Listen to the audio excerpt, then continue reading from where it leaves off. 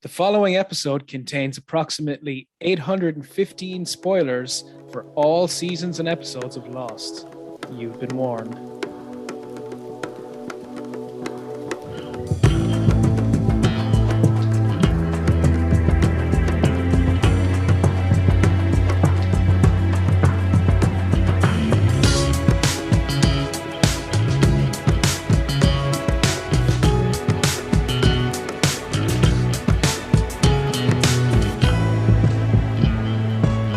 Ho, ho, ho! Welcome to the Christmas special of Lost the Plot. It's the podcast where three Irish lads talk a lot of brown about ABC's mid-aughts television series Lost. My name is Dave. Usually there's two of us here. Let's see. Let me get a head count here. First of all, here's my co-host, Ado. Ado, how's it going? What's the crack, lad? How are you? Hanging by a thread. You were out last night. I was out Coupla Puincha last night, and I'm getting old and I don't drink as often, so I had about 2 pints in me and I fell down. So I'm recovering today, so I will be taking a little bit more of a back seat. You were squarely hospitalized by the banter bus, it sounds like. Well, we actually have another fucking Paddy here today. All right, this is our Christmas gift to you. You may know him as the composer and main musician of just our fucking theme music, just our fucking trivia section music, anything that is musical and displays any measure of talent, he is responsible for. It is my pleasure to welcome our first proper episode summary guest. We had the Lost my four. I'm rambling. It's Noel Brennan from NoExit. Welcome, man. How are you? Evening, gentlemen. How are we doing? What's going on? Thanks for having me. Thank you so much for joining us. Of course, I've been so keen, so keen. We're delighted to have you.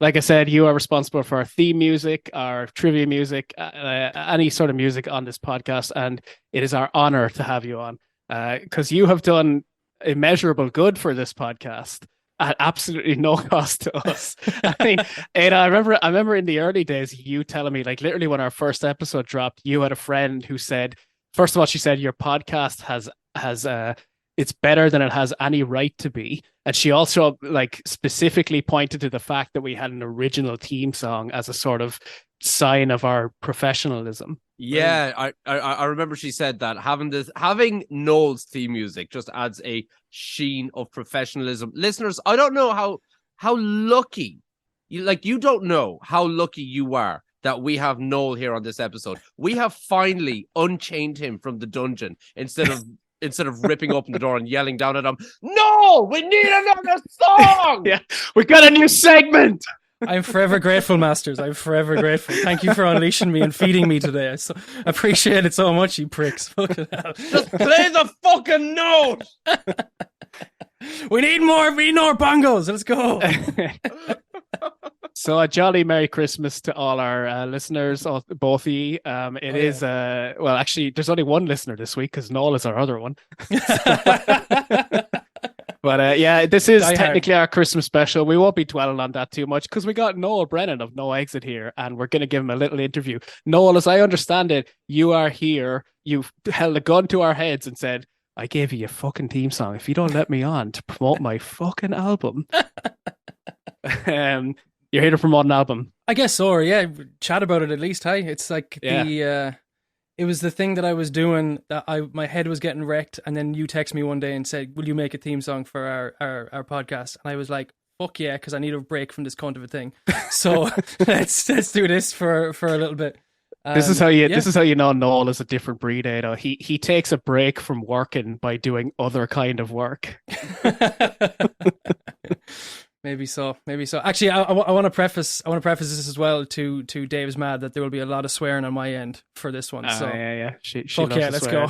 No, Dave's ma has heard me give an in-depth description on how to jerk each other off with a Dutch lever. Oh wow! I think you swearing is going to be the least of that poor woman's problems. Oh no, she's heard it all from me too. Hey, so it's all good. It's all good.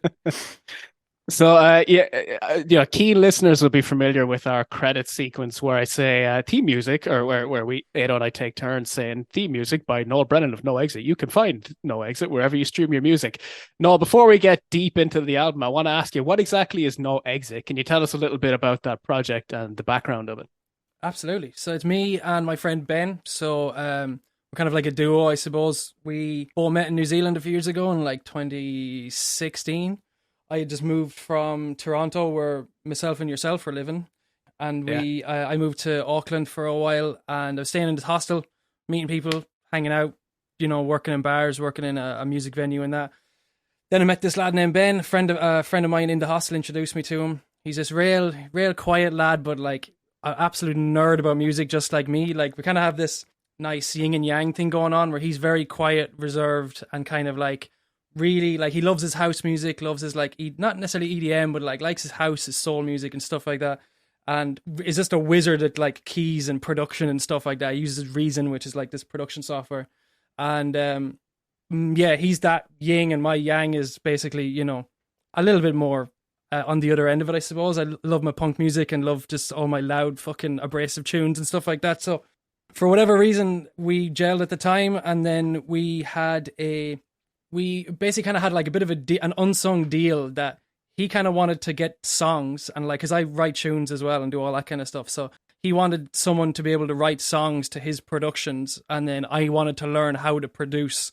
So basically there was literally this like old abandoned like stairwell in this hostel that we were staying in. And we used to like go down this stairwell. We brought 2 chairs from the fucking kitchen and would sit down there with our laptops and me and an acoustic guitar and like write tunes in this whole abandoned stairwell.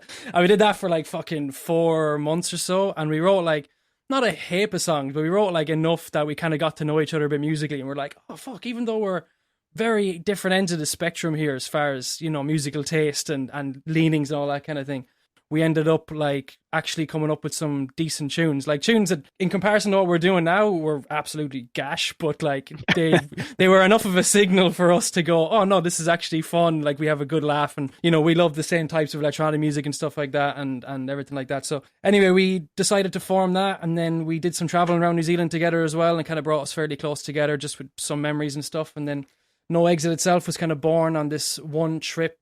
We went from Auckland to Wellington. We rented out a car and drove down there, and we had this very precarious and nearly and dangerous kind of drive from one part of the North Island of New Zealand to a further part of the south right after an earthquake. And there was all this crazy fucking shit going on in this particular drive, where an earthquake had just happened and there was like loads of rubble all over the ground, and we'd like drive up the side of this fucking mountain, and like just basically we could have died at any point, rolled off hills and stuff like that. And then another point of the journey, we were driving from this one town to another town.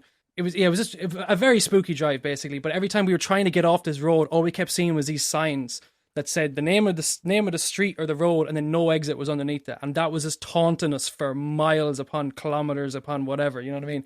We were like kind of going mad because this one road that we were looking at on the map was only supposed to be like 20 minutes, ended up taking us like an hour and a bit to get past. So anyway, we kind of just kept saying the name No Exit the whole time, and then we were like, you know what, fucking, like, we have all these tunes, let's just release the fucking project based on all these tunes we've written from Auckland to now, because we were both going to see each other off in Wellington because I was going to live there, he was going to move on somewhere else. So we're like, why not just put it under the name No Exit, and it can be our little thing. And then we released that. It kind of, I listened back to it like a year after I released it and realized like I had a lot of work to do production wise to get it actually to a stage I liked it in. So a lot of it has actually been taken offline, but like that was us kind of coming together on this journey. And then since then I was in other countries, he was living in other countries for a while, but we were always just sending each other ideas back and forth and stuff like that. And then since the pandemic, essentially, I've been writing this album, which has been the album's been mostly me, but he's been, literally instrumental in giving me like chords and bits and bobs of tunes or bits and bobs of like chords and synths and stuff like that, which I've written songs from and stuff like that. So it's basically just the two of us, and we kind of just write as much of varied tunes as possible, because you'll have house music to fucking, crazy riffy kind of rock tunes, I suppose, and stuff like that. So yeah, that's us. Fuck yeah, well, shout out to Ben. Maybe we'll get him on here sometime. Big shout, although man. if he's as quiet as you say, maybe he won't be up for it. But no, he's not. I say that, but he's definitely not. Just in comparison to me, especially when I've got when I've got a bit of energy about me, he's not that quiet. He definitely doesn't shut the fuck up after a while when he gets home, in the best way possible. I love the cunt to death. He'll be in good company here. Oh yeah. So Noel, you told us you wrote this album mostly during the pandemic, but like at the end of the credits, we always say, you can check out NoExit wherever you get your music. So you have had a couple of releases up until now. Do you want to briefly talk about like the shit that's available now? Oh sure, yeah. So there's only really like a couple of EPs and maybe like a single or like a single song up. They were ones that myself and Ben kind of just did between. Probably after we both left New Zealand and I went on to live in Australia and he went to other places as well. And we were kind of sending each other ideas back and forth. But the brunt of the first EP was called Wanderlush, which was actually named by you, Dave. You picked the name of that one. And the second one then is called Don't Let It Get You. And those two were both recorded at the same time in an abandoned warehouse in Athlone, which is close enough to where I grew up. It's like not abandoned actually. It's like it was an old warehouse that my dad's old business was in. And there was a section of it that wasn't being used essentially. So then I was looking for a place to record after I'd gotten home from being in Australia for a while. And then my dad was like, do you want to just use that space there? Like you can just chuck all your stuff in there. And I was like, grand. So decided to use that as a space. And I literally lived in it for like 4 or 5 months and just kind of crafted a couple of EPs worth of tunes. And it was like I was like a proper hermit, man, for a while. I was like in this like abandoned warehouse, like trying to like do these drum takes at like 5 a.m, trying to get these drum parts right and try to mix stuff correctly. And I was working in this because the warehouse itself was in like an industrial estate. So I was basically working in that industrial estate as well. So I was going back and forth to my work and then coming back and working on the tunes, and it was basically like a 4-month thing of me just doing that. So anyway, yeah, I released those then a little while ago, and then, yeah, that was kind of led me up to doing the album then, So can I just say, for our listeners who can't see this, Noel is a young Irish fella with slightly longer hair, just past his ears now. And I have come up with a theory. My theory for this episode. I know it's very early. We normally do this at the end, but here's my theory now for this episode. Don't think this is getting you out of saying a theory at the end, though. You still have to do that. I am trying to imagine Noel wearing a pair of sunglasses. And if he does, I think he's the Viper who wrote Don't Ever Come Down. I think that's him. That's the cunt right there here in front of me. Yeah, our kind of the gimp for the Viper from Hardy Books. Oh, man. Okay, right. You've actually caught me. Fuck. Your old one's got worms. They run back to Schwinford, man. Check out our non-existent video feed for more on that. There you go. But yeah, no, this space you're talking about in Athlone, I remember it. I was there. I believe we stayed a night there one time while I was visiting, and we did, yeah. Yeah. It was a great spot, man. It was lovely. Like you said, it was an industrial estate as well, so we could be loud as fuck at like 2:00 in the morning, and there'd be no complaints. It was great. Sure. Yeah, I've been very lucky in my life to have multiple spaces at different times in my life where I could do whatever I want at certain times of the night or day. Like when I was a kid, and the house I grew up in, there was like a room in the back, like far away enough from my parents' room, that I literally was playing all kinds of not demonic, but like to them sounding demonic tunes, like at 4 or 5 in the morning, like trying to play drums along the Queens of the Stone Age songs and stuff like that. And then that was that when I was a kid. And then I had this place, and then in between I had like these rental spaces that I had in like different countries I lived in and stuff. So I love a good place where you can play tunes at any time of the day or night. You'll find me there, If you can find one, you'll find me. Well, I can vouch for them 2 EPs. They're fucking class. So I highly recommend you follow the instructions in the credits and check out NoExit wherever you stream music. On to this new album, Noel. So, I mean, just pitch it to us, basically. Tell us, like, sort of the vibe of it, if there were any big inspirations, the genre for maybe... I mean, I think everybody should check it out, even if you're not usually into whatever genre you paint it as, but tell us about it, tell us the name, and do you have a release date? Just go buck wild. Yeah, sure. This is me being a bad interviewer. I'm just spraying you with questions. Just letting you off. Well, the beautiful thing is I haven't actually prepared anything. So whatever comes out of my head now is the subconscious shit that I'm going to want everyone to hear. So you are in good company, my friend. There you go. Yeah. So the album's called We're Here After All. So that's one that I basically kind of, I don't know, I had the initial, like a couple of tune ideas 4 years back, but that's maybe 1 or 2 tunes. And then only when the pandemic kind of started, I kind of like proper was like, okay, this is my chance now. I've always like if I have a record and everything else, nothing else happens ever again, I don't give a shit because I just want to have a record. I want to have basically like to me like a record is the pinnacle of being a recording artist essentially. So that's what I've been trying to do, and that's what I saw the opportunity to do in 2020 basically. So I yeah, like a lot of the tunes just kind of came from there's a bit of a story going on in it, I suppose, but it's kind of just my story at the end of the day. I don't really have anything to tell anybody. This is what happens and this is how it works sequentially, because I don't really give a shit. I just want people to listen to it and they take whatever they take from it. Like, so it's a lot of the tunes I'm kind of looking at the track list now. A lot of the tunes were just kind of born out of ideas here, like literally being beyond bored and, during the pandemic and going like, okay, cool.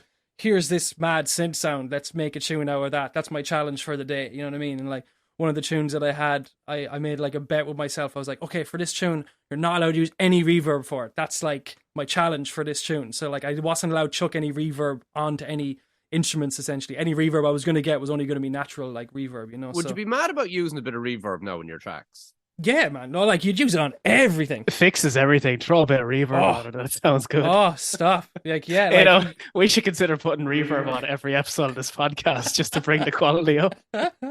Oh, man.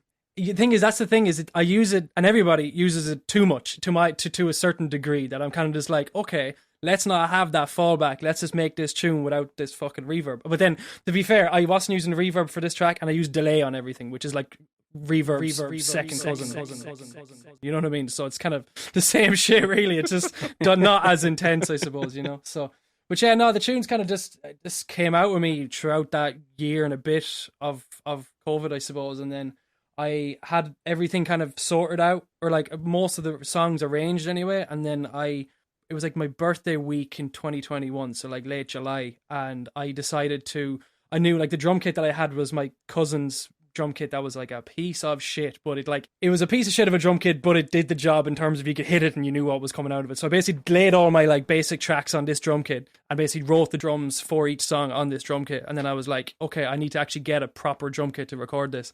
So I found a place where I could go online or go up to Dublin and rent out this drum kit for like a week.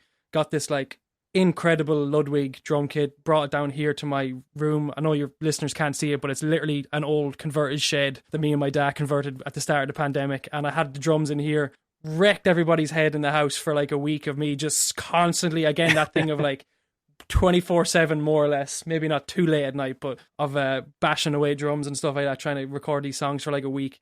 And then once they were done, it was unreal. So it's just like, basically it's a big project for me to arrange like all these tunes and like figure out how to make them interesting and basically like not have anything amateur-ish to my ear and like actually fucking proper go for it. So like regardless, whatever happens, could drop dead the day after it's released, but at least I know it's fucking as tip-top as I can make it. You know what I mean? That kind of thing. So yeah. Fuck yeah. So tell us, when is it out? Well, that's the thing, right? So I'm not necessarily doing promotion for it. I don't really give them much of a shit about it, but it'll be December, January sometime, because I actually, believe it or not, right before I jumped on to do with you, I finished the mix down and I'm going to be sending it off to mastering tomorrow. So. Fuck yeah. We're recording this the 19th of November, but it comes out the 7th of December. So if there's a release date by then, we will put it in the fucking bio of this episode. Unreal. Everybody check it out. I want to give, I feel like everything I've been saying about, the EPs and stuff like this has been pretty generic and like sort of doing my duty as a host. But if both of you will allow me right now, I do want to speak from the heart. Go for it. And say that Noel and I have a musical history together. We used to play together. We moved to Toronto together. We before that we were playing in bands. We used to jam all the time. We tried to kind of do the music thing in Canada. You are one of the most tirelessly and just painfully creative people I've ever met. You're like, I'm just gonna absolutely suck your dick here, but like I've heard this album and I really do feel like it represents a culmination of your entire life and creative journey from the last 10 years, I would say. And like I've always been in awe of your talent and your songwriting ability, and you've always fucking inspired me to be my best creatively. Even with this podcast, in the back of my head, I always have like work as hard as Noel would on this. And so I'm not just saying this because you're our guest. To our listeners, I really do think like it is worth your time to check out this music. I've heard this album. It's dynamic and it's fucking mental. Like it'll take you every which way, every emotion, every mood, every there's quiet moments, there's loud moments, and I can't recommend it enough. And I really hope that people do check it out when they listen to this. I think we're going to play a tune at the end of this episode, if that's all right with you. We'll play out on one of your songs. Oh, listeners, pay the fuck attention. You are getting an exclusive scoop at the end of this episode. Fuck yeah. Yeah, an actual world premiere. So there you go. This is a world premiere. This is it. Yes. Shout out K-Dot, man. So we will. Maybe we'll get you to talk briefly about the song. We'll get you to tee it up at the end of the episode. Cool. But yeah, just to say, just to cap it off, like I cannot recommend it enough, and I'm not just saying that. Honestly, I hate this content. I still think he's a great musician. So. Well, thank you, man. I love you so much. Thank you for saying all that. Jesus Christ. I love you back. No worries. And that, no listeners, worries. is how you audibly suck someone's dick. Hey. That was kind of a masterclass, if I may say so. Truly. So Noel, this is a Lost podcast. Did you ever feel lost at any stage in the making of this album? Have I?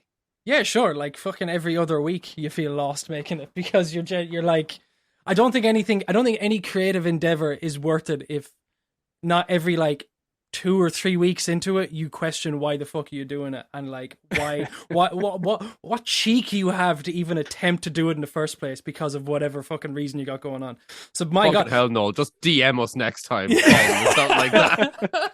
I was gonna say, if it's anything like this podcast, you feel that every time you open up an edit. Oh man, nah. The amount of times though, like especially during the pandemic, it being what it was, that like I would stand outside my door of my gaff here, and I'd be like having a smoke, and I'd just be like, oh, I know it sounds okay, doesn't sound bad, but what the fuck, oh, what am I, oh Jesus Christ, oh fuck. But then the thing is, you get into that, and then you sit down, and then something just goes right, and you go, I'm a genius, I'm better than fucking Paul McCartney, or fucking Beatles got nothing on me. Like, it's that fucking duality, that spectrum of the whole thing, man. You know, so Hell yeah. it's the way it goes, man. Yeah. So again, if I can't stress it enough, please do check it out when you get the chance. Cheers, man. But we are here to talk about Lost. No, what's your relationship to the TV show Lost? Because okay, full disclosure up front to the listeners, you have not seen this show.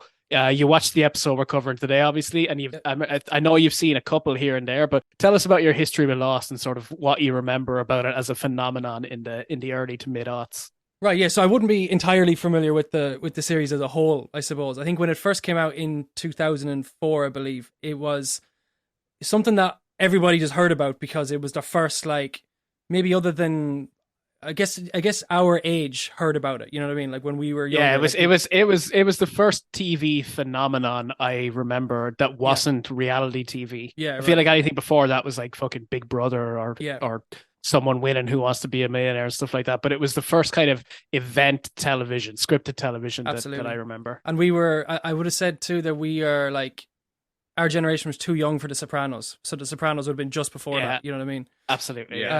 Yeah. So when that came out, I was hearing the buzz about it, and I was like, "Oh, this fucking mad show about these people trapped in this island, like plane crashed, all this mad stuff." But anyway, it was on. I think I watched it a couple of times, and I think it was always just on too late or something like that, and I wasn't actually able to sit down and watch it because it would have been on too late. My mom would have told me to be going to bed. But around that Christmas before it aired, I think my grandmother gave me this little, like, it's this little TV thing, right? So I don't know if you remember these little things. It was like a little TV that plug it into the wall, but like it's like one of those things. I'm trying to think of like those episodes of The Simpsons where Homer's watching TV in bed, but it's like this little cube he's got in his hand. You know, those kind of things. Yeah, he's got like kind of an antenna coming out. 100%. At least Homer's does. Yeah, another one. Portable TV. Pretty much. They were called.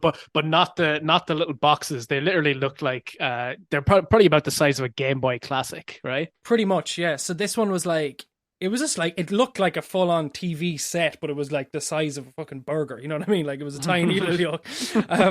It had like the antennas. You could plug it in, or you could chuck in the big fuck-off batteries into it. Either or not. But my granny gave me that, and she gave it to me on the sly because she was like, she's like, oh, see if we can get you yoke to work. It might be a bit of fun for you. And I was like, oh, grand, all right. So I gave it to her anyway, and I set it up beside my bed, and I'd only put it up at nighttime. So when I go to bed, I chuck on this little TV thing, but it was all black and white, and you had to like tune in the channels on it. So I remember yes. Like so I would lie in bed on like a Sunday night or a Monday or whatever night. Basically, I'd be told to go to bed, and I tune in basically in Ireland anyway. It's RT1, RT2. I don't even think this thing was able to get TV3. and then TG Carr. I would basically chuck on all the channels, just be watching anything. But that was the thing that I was always excited to watch, was Lost, because that was going to be something that I'd be going mad for to watch. Like that, as well as like, you know, classic Irish shows like The Panel and stuff like that would have been on too late for me at the time, and Father Ted and everything like that. But Lost in particular was one that I was watching like mad then, because I was like being a naughty young fella, and I was like, you know, just watching it on this wee telly. So, but yeah, I watched like the first season of it, got pretty mad into it, and then just for whatever reason, I think it just dropped off on it when it got to like the second odd season, but dipped in and out here and there, because I knew further on the whole crack with like, you know, like the others becoming the thing, and like, you know, Desmond kind of coming out of his hatch and all that kind of stuff. So bits and bobs here and there. Yeah, I remember having one of those tellies myself, and like even at the time being sort of less than impressed with the technology. You know what I mean? Yeah. Like, it's a TV radio, like it was purely a radio. Yeah, I remember thinking like, what's the point of a fucking portable TV if it has to be in black and white? Like it felt like a step back to me. Maybe I was just a wee prick. Yeah, okay. So you have watched this episode that we're going to cover today, and you know, you're vaguely aware of the events behind it, but I think you can provide a very unique perspective here, which is someone who has absolutely no idea essentially what's going on. Sure. And just has what we see on the screen. So boys, I think without further ado, if we're ready to move on, shall we do it? Let's do it, boys. Let's hit it. Let's fucking go. This week, the three of us are covering Season 2, Episode 9 of Lost, entitled What Kate Did. This episode first aired the 30th of November, 2005. What Kate Did, boys. What do we think of that title? I'm going to go out on a limb, and I'm going to say it's got something to do with Kate. Any thoughts, Noel? Not many thoughts on it. I do know there's a song by the Libertines. I don't know if you remember that band, called What Katie Did. Oh, interesting. Okay. So that actually ties to something I have here. So the title, I feel like, is an obvious response, and this has been confirmed by the showrunners. It's a response to people continuously asking what Kate did, right? Like, because, you know, it was established in season 1. I feel like episode 3, if you call the title episode, the pilot, episode 1 and 2. The first episode is about Kate. She's on the run. We never find out in the first season what she did. Everyone's asking, what did Kate do? So this is the writer's response. It's their very obvious marquee. Here's what Kate did, right? It does have a second meaning, however. The title of the episode also refers to a book written in 1872. Now, I do want you to keep in mind that date, because once I tell you the contents of the book, it's going to seem a little dated. So just remember, it's about 100, actually, it's exactly 150 years dated. But it refers to an 1872 book by Susan Coolidge, whose pen name was Sarah Chauncey Woolsey. And that book was called What Katie Did. I believe, Noel, that is probably what the Libertines are referring to as well. But basically, the book tells the story of Katie Carr from the American Midwest. And she's got a life very similar to what we see of young Kate's life, both, you know, in previous and future episodes. She's a tomboy from Ohio who always gets in trouble and fights, but she always wishes to be beautiful and to be loved. Again, 1872. we know now that women do not need that to have inherent self-worth. But in this book, an accident makes Katie into an invalid. Even invalid feels outdated at this point. What is that? A disabled person, I guess. Cripple. Yeah, I think someone who loses their ability to walk or something. Confined to a wheelchair, I think that's what it is. My dad has a type of arthritis, and growing up, my parents used to refer to him as a cripple. Both of them. So. Oh man! So she was a cripple, essentially. Oh, that's mean.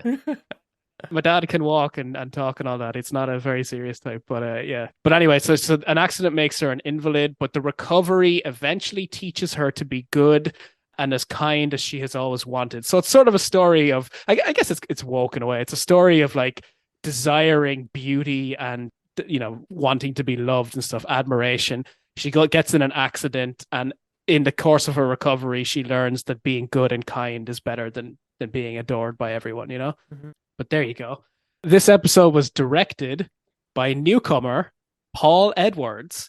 And Paul has a fucking lovely story here, right? There's actually not much about him online. He doesn't even have his own Wikipedia page, which I think is our first director who doesn't. But Paul was originally a camera operator on the show, and they just decided to give him a shot as director. Oh, I fucking love it when shit like that happens. Yeah. So this was kind of, I think he directed some things before this, but this was kind of his big break in the director's chair. And he went on to become, our usual thing, a journeyman director. He's helmed episodes since of Gotham, The Blacklist, Agents of S.H.I.E.L.D., a bunch of like just kind of periodical shows like that. Ado, you'd appreciate this. Noel, you won't have a clue what I'm talking about. Paul Edwards also would go on to direct The New Man in Charge, which was Lost's epilogue episode.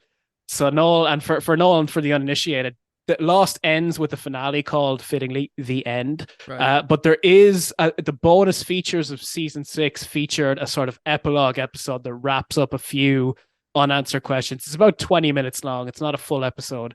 It's called The New Man in Charge, and Paul Edwards had the honor of directing that. So this is his first episode, and he would go on to stay with the show literally past the end. Mad. So how many episodes would he have done after this one then? Like how many till the end did he do? Like, was he regular enough? I haven't written it down, but I think the count I remember is about 18 episodes. Okay. Not bad. But it's a lovely story of a crew member, essentially just been given a shot. I did notice, I thought this episode was really well directed. There was a couple of beautiful shots. Definitely. There's like one or two in my mind already that stand out. I remember watching it on TV today and I was like, fuck, like just the framing of this one shot in particular or another one. I was like, I noticed, and I never noticed this shit. Mm-hmm. Honestly, my favorite shot of it was the very opening shot where I don't know who it is, but someone's on the beach and the fire's there behind them. Like the very, very opening shot. I just was looking at that and I was going like, oh, that's been me at points. Cool. Like, yeah, I have a little bit to say about that. We will get to it very shortly. But just before we do, I'm going to say that this episode was written by Stephen Maida and Craig Wright, who are two writers we had before. Ado, you brought up a couple of weeks ago a trivia point that every episode from here on out is written by at least two people. So we've had Stephen and Craig pen individual episodes before. This is their first time, I believe, working as a team. Don't quote me on that. I might be wrong. But that's it for the preamble. Let's fucking get into the episode. Interestingly, there is no previously on Lost for this, which is gas, because if ever we needed one, it was Noel. It was Noel's episode. damn. You're going in bareback here, Noel. You have no idea what's about to happen. And like you say, we open on this shot. It's like twilight. We're on the beach. There's a signal fire still burning, which I'd kind of forgotten about, but it makes sense that they would keep this fire burning, right? There's enough people on this beach. And this dude is doing some kind of big shtick yoga. It's the best way of describing it. I've no idea what's happening here. Yeah, he's holding this like stick. It's about a meter long, and he's just kind of doing a dance is too exaggerated a term, because he's very slowly moving. It just looks like yoga, right? But he's holding a big shtick. It's never explained. He's an extra, so we don't know who the fuck he is. But like, why is this dude doing this?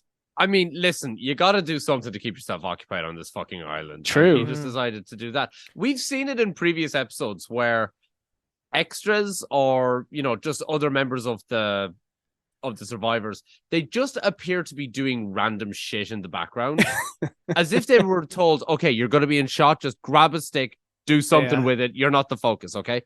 And they just start doing random shit. Like we've seen people picking stuff up to put it back down, just walk from one side of the screen to the other. I think this is what this fucker's up to. Sorry, what else are you going to do? Like, at the end of the day, these cunts are on an island. So, about time you have to pick up a stick and do some... see those fellas where they've got the sign and they're doing, like, the mad tricks with the signs, like to point you towards a restaurant? They're basically practicing for that shit, man, when they get back home. That's it. This dude has aspirations of being a sign guy. Oh, yeah.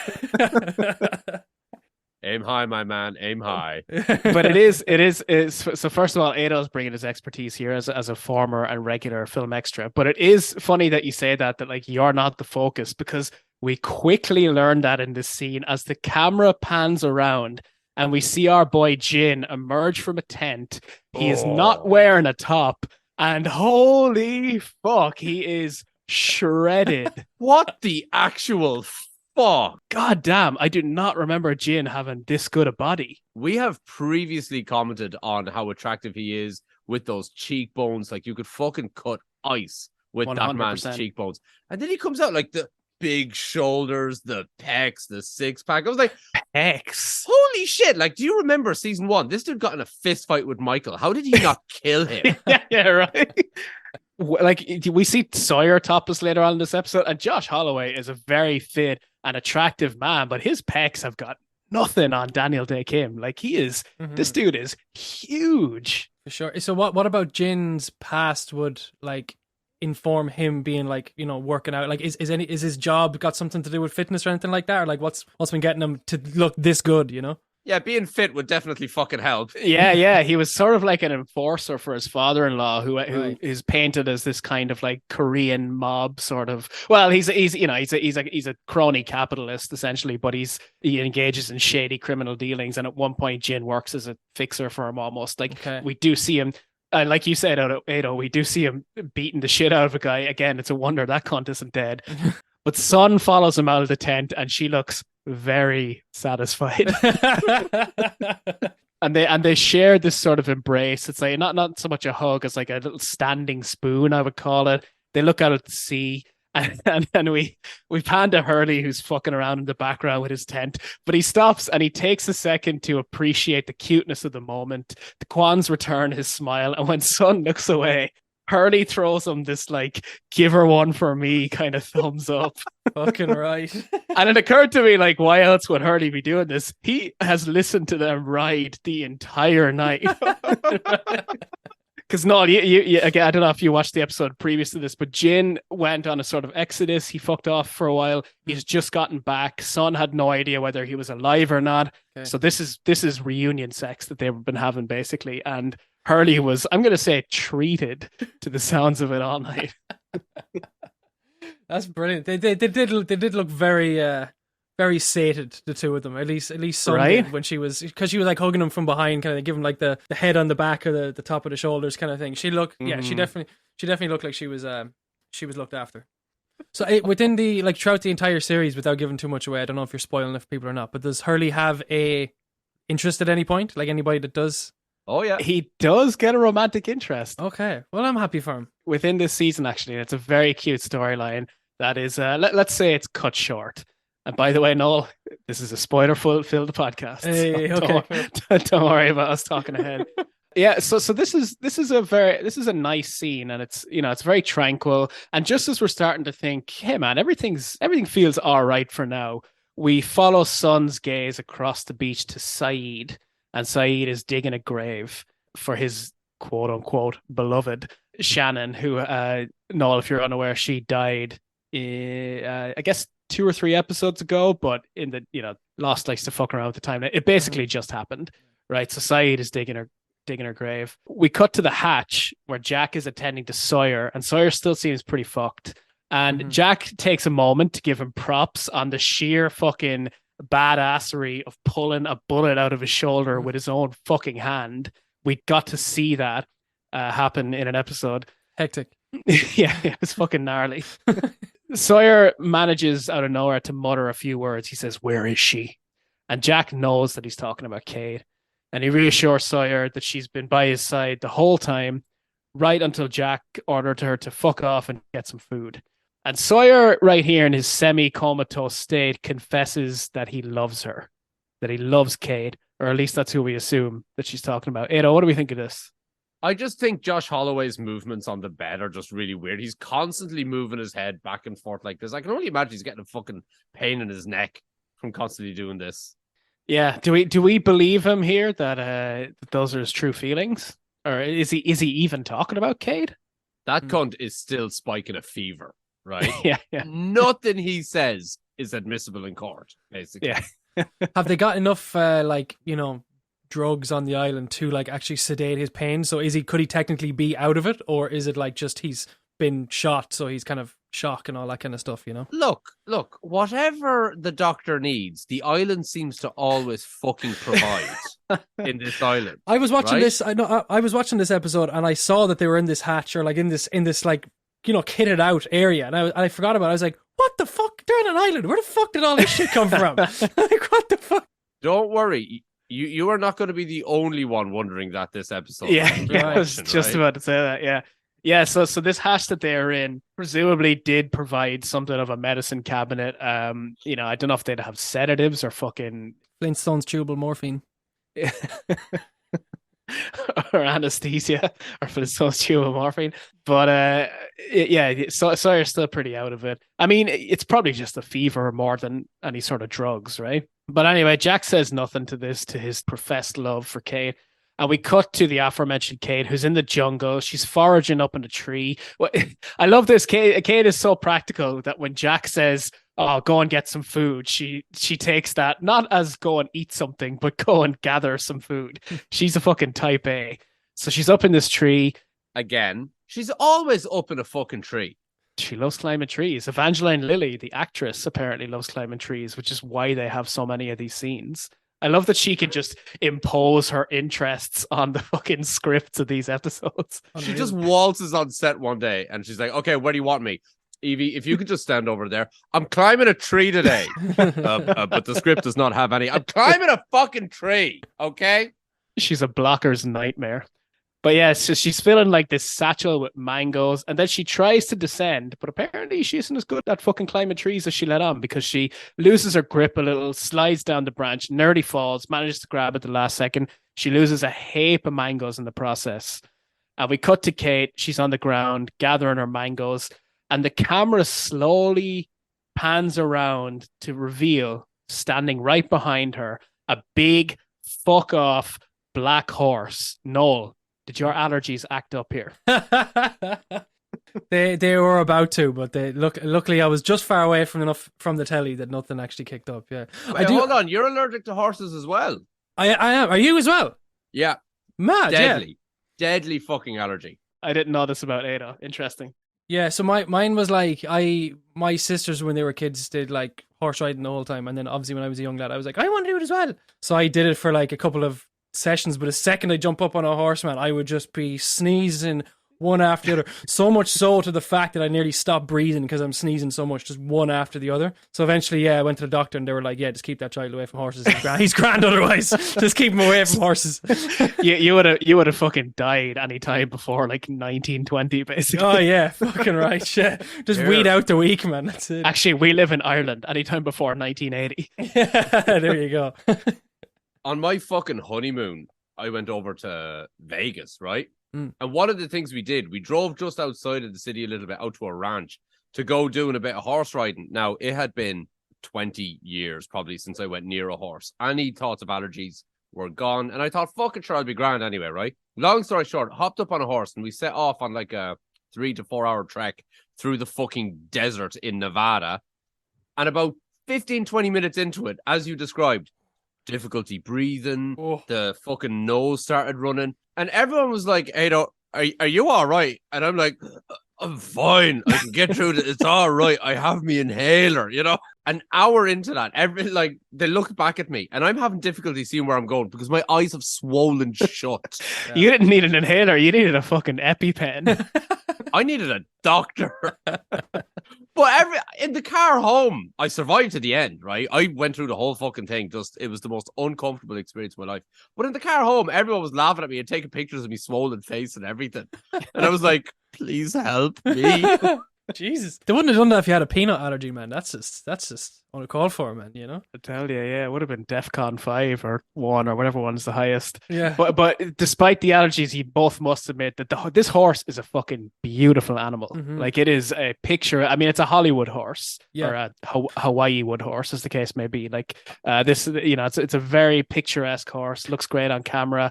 Whose horse is that?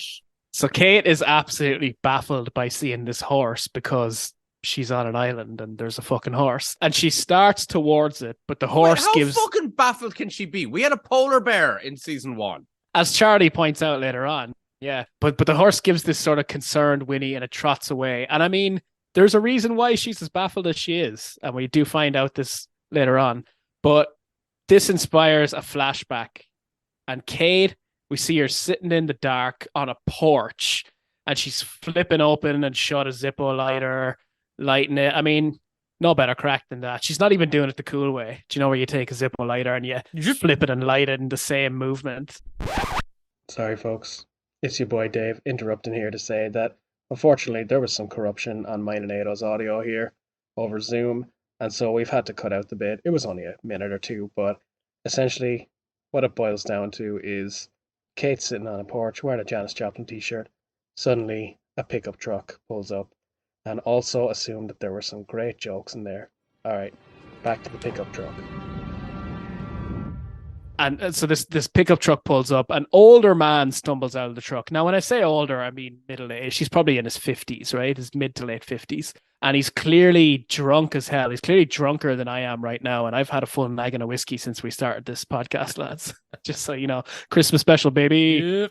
And he fucking lurches up to her. And he's got a very creepy vibe, this chap. I don't know. I mean, like, it's with everything he says, the pickup truck, the country music. This man has had a few bridies in his basement before. Guaranteed. Like, this man has pure... Mm-hmm. You don't want him to try and pick you up on the side of the road as a hitchhiker at night. You don't want him. Some people worship Joseph Stalin in a cult of personality. This fella worships Joseph Fritzl. Right? Oh my God. I had no idea where you were going with that. But yeah, this dude is creepy. He's like, hey, girl, what are you doing here? And he's got this lecherous smile on his face. And to give him the benefit of the doubt, he sort of goes to embrace Kate. And that's putting it mildly. Mm-hmm. But he's drunk enough that she can easily sort of avoid his grasp. And like she twists him into sort of, she slings his arm over her shoulder and she's like, oh, let's get you to bed. Sorry, may I ask, is this guy's first appearance? We don't know Yes. this guy. Okay, cool. Yeah, no, this is our first time seeing him. He's drunk as hell, like I said. He's bumping into shit and he knocks something over as Kate fucking maneuvers him through this country house. And at one point he stops and he asks, what the hell is that smell? And Kate, fucking cute enough now, she replies, "That's probably your breath." I liked that one. That was a witty one, Kate. Good save, good save. Mm-hmm. And she finally manages to get him on the bed, and she takes off his shoes, and he starts fucking creeping on her again. He tells her, "You're beautiful," and then gets all pissy when she doesn't respond to his compliment. You know, fucking just painting this dude as a total gross creep. Hey, I paid you a compliment. Yeah, and he makes more creepy comments, and then he grabs her by the arm. And I want you to remember that, right? Because this is played as a very toxic, like dark thing to do. Rightly so. And he grabs her by the arm and he tells her again that she's beautiful. And Kate snatches it away and she says goodnight. She leaves the house and she hops on a motorbike that's parked outside, which immediately will set off some alarm bells. It's like, okay, so she just waited here for him to get home and then left.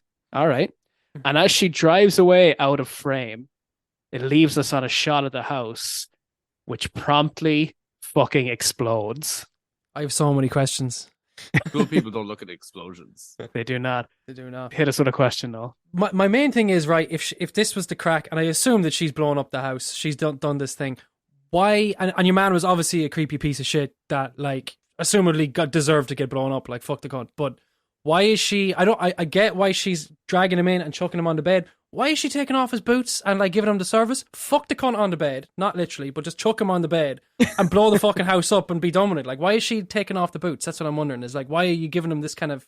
I would say it's like it's a little bedtime ritual to try and ease him off into a nice sleep so he doesn't go following her. Yeah. Give him a sense of normalcy. I agree. He's already caught on to the smell, which anyone with 2 brain cells will realize is her having dumped gasoline all over the place, right? Or something to that effect, you know? Left the fucking gas on, maybe.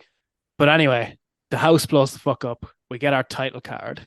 And we come back and we're still in a flashback as Kate enters a diner. And I fucking love these kinds of diners. Can I just say? These Amazing. Americana diners. They have a couple of them here in Toronto. They always have the best shitty coffee. She enters this diner. She sits at the counter and she's approached by the waitress who keen viewers will recognize as Zelda! Zelda from fucking Sabrina the Teenage Witch. Because that's where you were going with this, Dave. I know you were. It's Zelda. And Zelda. How did I miss that? Holy shit.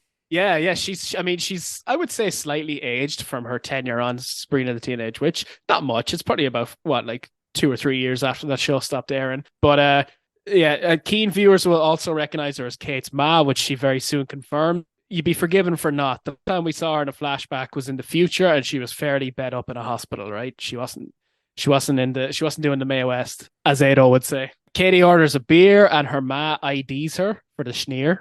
banter. And Kate's like, I'm 24, Mom, God. But her ma refuses her anyway because she doesn't want her drunk driving her motorbike, which, fair enough, right? It may be Iowa, but we still can't have cunts driving around drunk as fuck. I mean, this isn't just a ma thing. This is like a SmartServe thing. Yeah.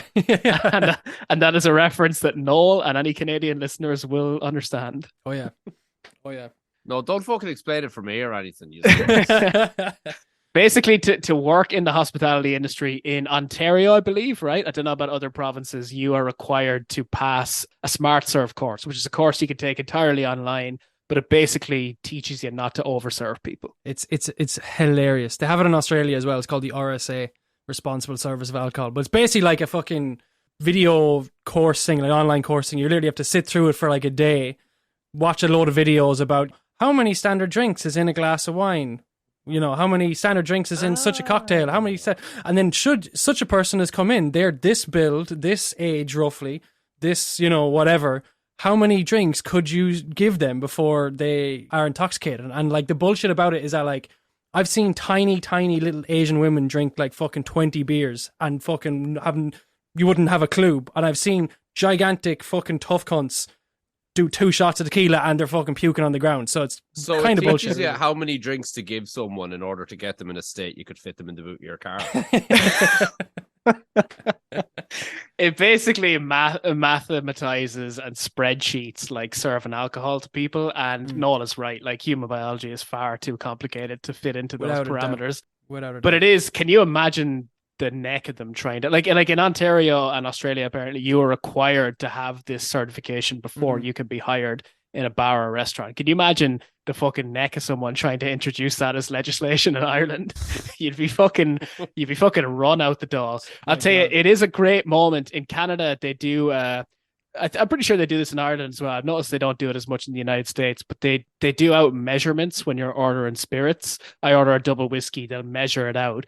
And if you chat to the barman and you get him on your side, this happened to me a few weeks ago, I'm proud to say, eventually they will get rid of the measurements and they will start to free pour. That's how you know you're fucking in there with the barman, right? Yeah. With the bartender, I should say. Yeah, as a bartender myself, that is without a doubt. That's 100%. Well, you just prove your sound and you prove you're not a fucking lunatic or a loser or Absolutely. Just a creep or whatever. And generally you're like, yeah, fuck it, it's not my fucking booze. I don't give a fuck. I'm just getting paid to serve you. You just be sound about it. It is sort of an achievement unlocked moment of your night out, though, where you the barman or where the bartender starts free pouring for you, and it's a great time. Yeah. But anyway, Kate asks her ma how her wrist is, and we then see her wrist is in. I didn't have a word for this. I completely blanked. It's not a cast. Sling? Not a sling? No, it's not a sling. Sling's sling is what hangs around your neck. Yeah. What Ado, you're good with the old words. What do you call that thing? I would have just called that a wrist support. Oh, wrist support. Yeah. It sets it kind of. It stops it from. Anyway, she's wearing one of those. But her ma brushes this comment off. She says it's grand. And she says, that shelf in the kitchen sticks out sometimes. You know, it's got a mind of its own. And Kate looks very upset. And she essentially tells her, cut the fucking shit, right? I know what happens. And again, we know what's going on here, right? She's been bet by her husband. Diane, her ma, simply replies, I've made my bed, Catherine. And Kate replies, well, your bed's gone. She takes an envelope out of her bag and she tells her ma that it's an insurance policy for the house that she took out in Diane's name. And her ma asks, what did you do? And she asks if Wayne knows about this. So we're putting the pieces together, right? Wayne was Kate's stepfather, we think. And she blew him up so far because we think he was baiting her ma. And being a creepy cunt.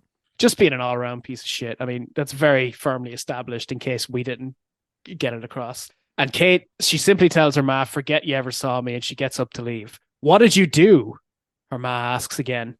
I took care of you, ma, she replies. And then she tells Diane that she won't see her for a while. She gets up and she leaves without looking back as her ma shouts after her. And we're back in the hatch. And Kate walks in on Jack and he's like sensually dabbing Sawyer's forehead. And Jack asks if she's okay. Remember, because we've fucking shited on enough since that. She's just seen the horse, right? So she's a little bit dazed and confused. Jack asks if she's okay. She says she reckons she's just tired. And Jack tells her she should head down to the beach for Shannon's funeral. And Kate's like, nah, I don't care about that bitch. Why don't I stay with Sawyer and you go to the funeral? And it got me thinking, and no, you won't really appreciate this, but Kate and Shannon didn't really interact all that much throughout this show, did they? Yeah, they're kind of like Frodo and Legolas in the Lord of the Rings. Like, despite the fact they're supposed to be part of this one unified group, they probably only said one line to each other all the screen time together. Wow. I picture for some reason, Family Guy-esque joke where there's a cutaway where Frodo and Legolas are left in a room together alone and they have no idea what to say to each other. But like the only time I can, and actually, no, you will remember this because I know you've seen the pilot. The only time I can remember Kate and Shannon really even being in the same scene together was the hike that they went on in the pilot, where it ends with them finding the French transmission, right? Like I'm sure there's probably been a time since then, but that's the only time I can ever remember them together. And I actually have a fun bit of trivia at the end of this episode about two other characters that have an interaction in this episode that don't usually talk. And do they each have an equally envious bikini body? No, hold on now. I'm not just being a fucking creep. Okay, I am kind of being a bit of a creep because I am a creep. But these are two characters that we have had gratuitous bikini shots in. That's before. true. Kate, not necessarily in a bikini shot, but in her underwear. In her underwear, yeah. Yeah, interesting point. Is it interesting or is it lecherous? I want to see Hurley like that, man. Oh, yeah. Anyway, Jack puts up a bit of a fight. Not much. Kate says he should be there at the funeral, and he immediately caves. He gives her instructions on keeping Sawyer alive, and he sets off for the funeral, but not before asking her one more time if she's okay. I'm fucking great, Kate assures him.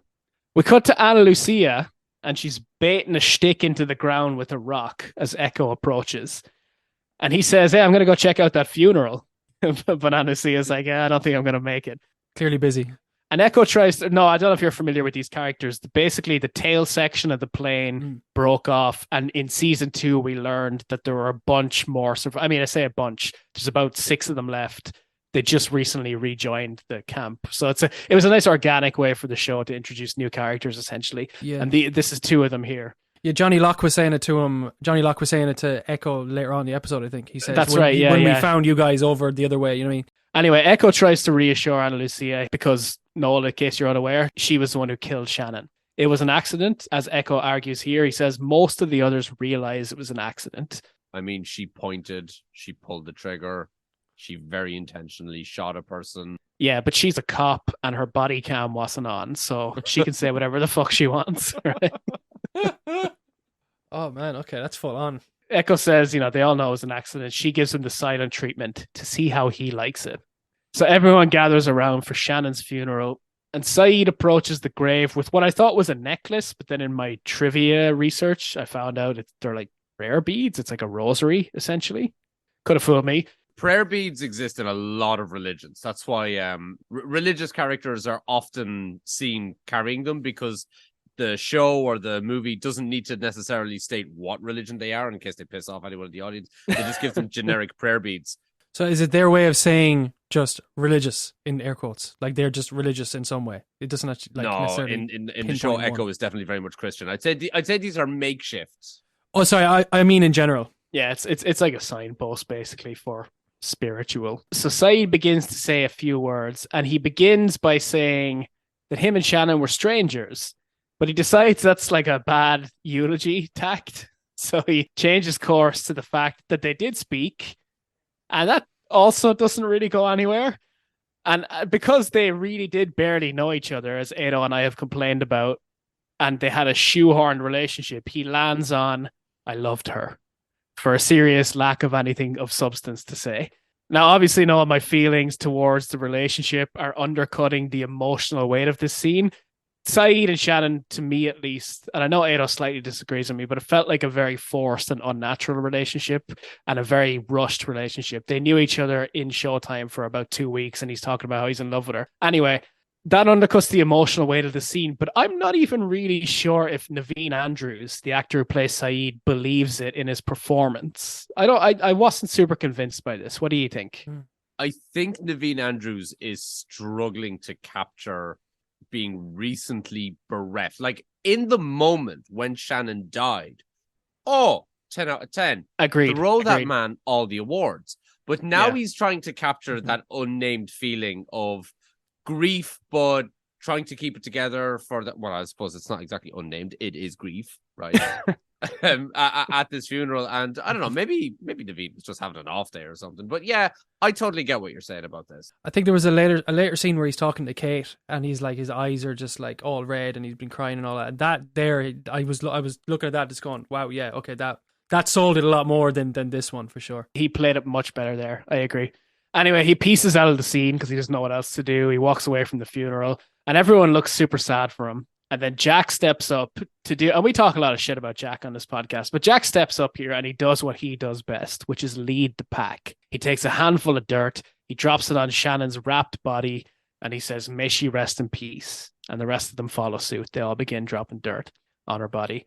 Very emotional. Mm-hmm. We cut to the hatch where Kate is having it's gas, this fucking contrast to the funeral here, right? Because Kate's having like a risky business ass day here. And like you'd expect her to like, do you know the movie Risky Business, or famously parodied in The Simpsons where Homer stays home from church, right? Yeah. You nearly expect her to like slide into the doorway in her underwear. Is that with the white shirt? Yeah, exactly. Tom Cruise in his underwear, dancing around the living room. You know, she's delighted having gotten out of going to this funeral. She puts on this record of like what can only be described as island music. Mm-hmm. Yeah. She has a one-sided chat with Sawyer as she mashes up his fucking baby food. Right? Can I give you a fact about that song? Go on. Please. Oh, so it's by Patsy Cline. So she was around in like the 50s. That's right, yeah. So that tune is called, was it Walking After Midnight is the name of the tune, but she died in a plane crash. Oh, look at Noel coming in with the trivia. There you go. At the tender age of 30, though. Rest in peace. Oh God, may she rest in peace. Mm-hmm. Yeah, a lot of. I was going to say a lot of musicians taken in plane crashes. I guess it's kind of comes with the territory, right? You travel by plane a lot. It's why comedians have lots of airplane food jokes, right?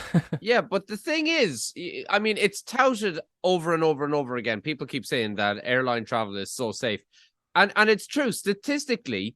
If you drive to the airport, the moment you get out of your car, you have survived the most dangerous part of your journey.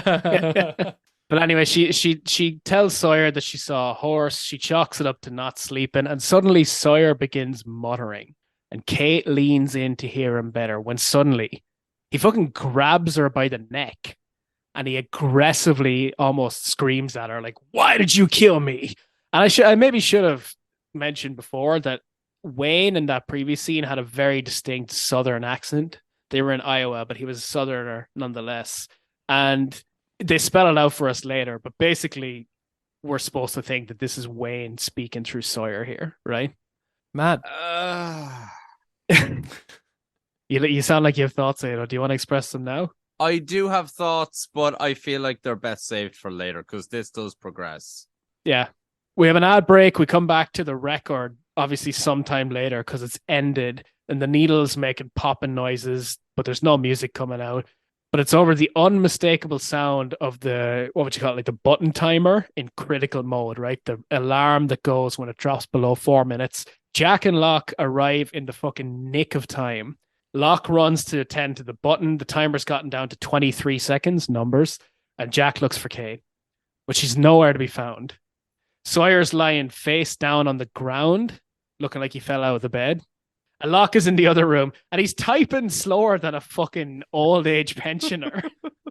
Like fucking point and tap, you know, like 4, 8. You think it would be fucking muscle memory by now, considering he's been taking shifts for a few days. Anywho, and he manages to hit execute anyway with 1 second to go. Hang on. I want to jump in to Johnny Locke's defense. Do you have a password on your computer? Of course. See. How often do you have to type in that password? Every day. Have you Finger ever ID. gotten overconfident, gone to type it really fast, and you fuck it up? Rarely. Okay, fuck you. Okay? Fuck you. I'll come out and say that. I am a Happens to me master. all the time. I'm a master at nailing my password. But anyway, John goes into the other room where Jack has just managed to get Sawyer up on the bed, and they're both fucking baffled as to what the fuck happened. As are we. But we cut to Kate, and she's traipsing through the jungle, or so I thought at first. It looks like she's approaching the beach camp. You know, it's like light trees. And she looks as if things could not be worse right now. But to prove her wrong, Charlie shows up. And he begins burning her fucking ear off about the vibes at the funeral and the guest list. He comments on the state of the tailies, which is something Ada and I have been talking about, saying that they look like they went Lord of the Flies out there. Not going to disagree with that. Charlie then notices that she wasn't actually listening to him. And he says this. And being a member of Drive Shaft, he is fine-tuned to people not listening to him. Yeah. Same as myself and yourself, Ada, with this podcast, right? I'm sure I know only too well. And Kate, just seemingly in a burst of insanity, or so it must look like to Charlie, asks him if he thinks there's horses on the island. Charlie takes this insane horse question in stride, and he lists the things that they have encountered on the island, namely bears and fucking monsters, but he stops short of horses, right? And Kate's basically had enough of them, and she walks off into a flashback. And we're in a bus station, and this is where I thought Paul Edwards did a great idea. This establishing shot of the bus station is lovely. It's very picturesque. It looks like one of those like mid 20th century paintings, like an Edward Hopper or something. Do you know what I mean? Mm-hmm. Yeah, it's also really good at giving the viewer a good sense of space within. Absolutely, which is important to the sort of scale of the scene. Yeah, good call. Exactly. Kate's at the counter at the ticket booth. She's counting her fat stacks on the table, and she asks for a one-way ticket to Tallahassee, which is $42 numbers. And a man behind her feels entitled, I will say, to comment on her desired destination, saying that he doesn't really rate Tallahassee. He asks her what she'll do there. She says she'll figure something out. And we pan around to reveal that it's fucking Eddie Mars standing behind her. I love it. No, I love seeing him come back. It's brilliant. He's a favorite of mine. As much of a royal cunt he is, and I had to look up the actor's name. His name is Frederick Lenny. It's spelled Lehne. No idea how you pronounce it. Frederick Lane, I'm going to say, or Lene. Anyway, as much of a royal cunt as the character is, Frederick is a fucking magnetic screen presence, and it's great to see him again. No one plays a dickhead better, right? Yeah. Is this the guy? Sorry, is this the guy that she was on the plane with in the first episode? Yes, it is. Yeah. I thought I recognized the prick. It is revealed to the audience as soon as we, just by seeing his face in this scene in this episode, we know this is the cop who ends up catching her. Yeah. And I mean, some people just have to play the villain, and if you're going to do it, you might as well commit and do it well. And fucking Frederick does. Fair play to him. And we really get the sense that he has fun playing this character. Absolutely, yeah. He chews the scenery like it's nobody's business. So he asks Kate then, "Don't I know you?" And she begins to get very paranoid. And another great example of directing here is her feelings are aided by the camera and the music here. We cut to two men glancing at her, and we really feel like she feels like she's being closed in on, and so do we, just by benefit of the direction here. Would you reckon that this is his or her first time meeting him in this way, or she met him before, do you think? It absolutely, this is the first time. Yeah. The fact that she laid eyes on him and didn't bolt immediately. Right. Mm-hmm. And she tells Eddie she doesn't know him, to answer your question, Noel. Mm-hmm. And she begins to bounce, but he grabs her and he says, "Don't run, Kate," which is the beginning of a beautiful friendship. And Kate fucking whacks him in the midsection and the face, but Eddie is too strong. And this is very realistic here, I feel like. There's no Mary Sue-ness going on here, you know? He's very strong. He gets her up against the counter, and her instincts are proved correct as the two other boys who were glancing at her before draw their weapons, run towards her and Eddie's cuffing her. And he tells her she's under arrest for murder, which Kate denies, but devastatingly, he tells her that her mother fucking ratted her out. And we've seen this before, Ado, in the episode where she visits her mother years later as she's dying in the hospital, and her mother will just immediately alerts the authorities as well, right? Yeah. Rats. Nothing but snakes. Nothing but snakes in this town, man. That's all it is. Nothing but snakes in these bus stations. We cut back to the fire on the beach, and Charlie's strumming away on the out-git box beside it. And Jack approaches him and he asks if he's seen Kate. And Charlie confirms and says Kate was acting weird and chatting shite about horses and that she's heading to the caves now. And here's me thinking for a split second we'd see the caves again, but no such luck. Jack walks off and he brushes Charlie off while he does it. And we cut to the hatch where finally, at long last, Jin is having his fucking handcuff bracelet removed, courtesy of Locke, and a big fuck off set of bolt cutters. And Michael's in the background. He's like surveying the construction of the hatch. We know he's a fucking engineer, right? Hold on. What is the episode count on these handcuffs? These have Ooh. been on him for a while. They were administered in the season 1 episode House of the Rising Sun, which I want to say was like episode 5 of season 1. It was early on.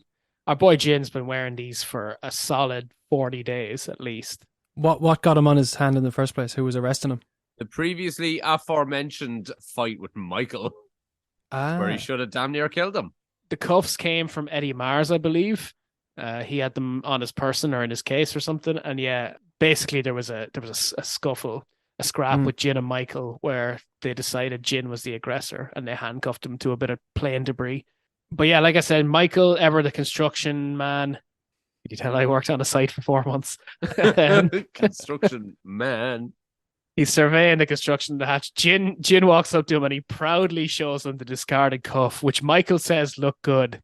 But we all know that Jin's smile is a front for the wrist revenge that he is currently plotting. This was all Michael's doing. Seriously, though, this has been a fucking great day for Jin, right? Like, I mean, he woke up after a night of having what was likely the best sex of his life, and now his wrist is free, so he can have the best wank of his life after this. Yeah. And he just woke up jacked as well. So, I think any day you wake up jacked is a pretty decent day, really. 100% jacked in more ways than one. And he's happy out. Michael notifies Locke of the blast doors that are installed in the doorways, which is news to Locke. Essentially, they have all the doorways. I don't know if it's the entire hatch or just the ones surrounding the computer room, but there's blast doors, right? There's something that will inspire these to come down and, I love the way that plays out. Michael's just like, hey man, what's the deal with these blast doors? And Locke is just so obviously looking at him like, the what now? The who? But then Locke pitches him a movie night. He wants to show him his favorite movie, Swan Orientation. Michael is in, and fucking Echo appears out of nowhere and invites himself along too. And the two lads feel too awkward to say no. It's like where you're discussing plans with a friend and then some other cunt who you didn't intend to invite along just happens to have been listening without you noticing. Or that one scene from Top Gear where Jeremy Clarkson is talking to these two women on the side of a road, and it just cuts to fucking James May just standing there this whole time, and all he says is "hello." It's essentially how Noel got onto this podcast. Pretty much, yeah. I found the link, man, and I just went into it. I'm refusing to get off it at this point. Yeah, and we're just too polite to tell you to go away. We cut to Kate sitting in the jungle, where Jack finally catches up to her. And he immediately starts fucking grilling her, like telling her off like a parent who's been wronged. And Kate asks if Sawyer's okay. And then she simply says, I'm sorry. And Jack is incredulous and he questions her sincerity, which is the last fucking straw for Kate, right? This really pisses her off. And she sarcastically apologizes. And she says, sorry, I'm not as good and as perfect as you. It's very parent-teenager dynamic here. Yeah. Right? And Kate begins to walk off, but Jack grabs her by the wrist. And when she tells him to get off, he pulls her into a hug, telling her it's okay, and she starts bawling. And this is why I wanted you to take note of Wayne earlier on, right? Because how do we feel about this, right? Even if Kate eventually does find comfort in this embrace, Jack was acting aggressively out of line here. This is not a scene that has aged well, I feel like. Mm-hmm. Any thoughts, Ado? No? I do have thoughts. I was giving our guests a little bit of airspace. I would have to agree with you, but I feel like it's just another TV trope where one character like forcibly embraces another so that they can break down and stroke her back and go, it's okay, it's okay. I feel like I've seen this scene. Yeah. I think we referenced it in a recent episode, but it is a bit like the "it's not your fault" scene in Good Will Hunting, right? Like, exactly. Like it's a sort of forced, like. But yeah, I mean, grabbing a woman by the wrist is a massive red flag in any context, right? It's very like non-consensually. Yeah, exactly. Yeah. Like it's just not a good look. It wouldn't be a thing that you'd do that your end intention is to show them that you're trying to make them okay. Like that's the worst first thing you could do. You know what I mean? I mean, even if it was your intention, yeah, I agree. It would not be the right way to go about it. Yeah, no, there's many other ways. And it's something that rightfully shouldn't fly, that wouldn't fly these days. But anywho, Kate looks super distressed and she says, it's driving me nuts. And Jack gives her comforting words, tells her it's all right. And then she kisses him. Shifts the face off him. And it's a very interesting scene because it's a very passionate kiss, as Lost is wont to do. Great kissing on this show. We've said it before. But when it stops, it's not followed by any sense of euphoria. Both of them look very fucking weirded out and maybe even a little bit disturbed. I feel very fucking weirded out. Yeah, it's uncomfortable, right? And Kate just bolts it into the jungle. And Jack meekly calls after her, but I guess he can't run with a boner. To undercut my entire message there. I hate this kiss because anything to do with the love triangle, I fucking hate it. Interesting. I liked Shannon and Saeed's romance more than I like this fucking love triangle. Wow. It's just manufactured drama that's propagated episode after fucking episode, just when they're running out of shit to, take up screen time. It's very interesting that you say that because I will speak on this more later, but I feel like this is the episode that explains, I would say somewhat satisfyingly explains the reason for the existence of this love triangle. Don't you think? Nope, full on disagree with you. Okay, we'll get to it. We'll get to it. We cut to the end of the Swan orientation video. Michael and Echo are watching intently as Locke sips away on an old coffee. And after it ends, Michael asks in disbelief if they've really been pushing that button every 2 hours since they arrived. And as Locke and Michael discuss the finer details of Locke's fucking timetable shift system, the camera slowly pans in on Echo's face, who looks deep in consideration. And notably, Michael and Locke, while Echo's on screen, they discuss the splices, the missing bits from the film, before eventually Locke asks Echo what he thinks of the movie. And Echo says nothing, but slowly rises from his seat and just fucks off, just walks away.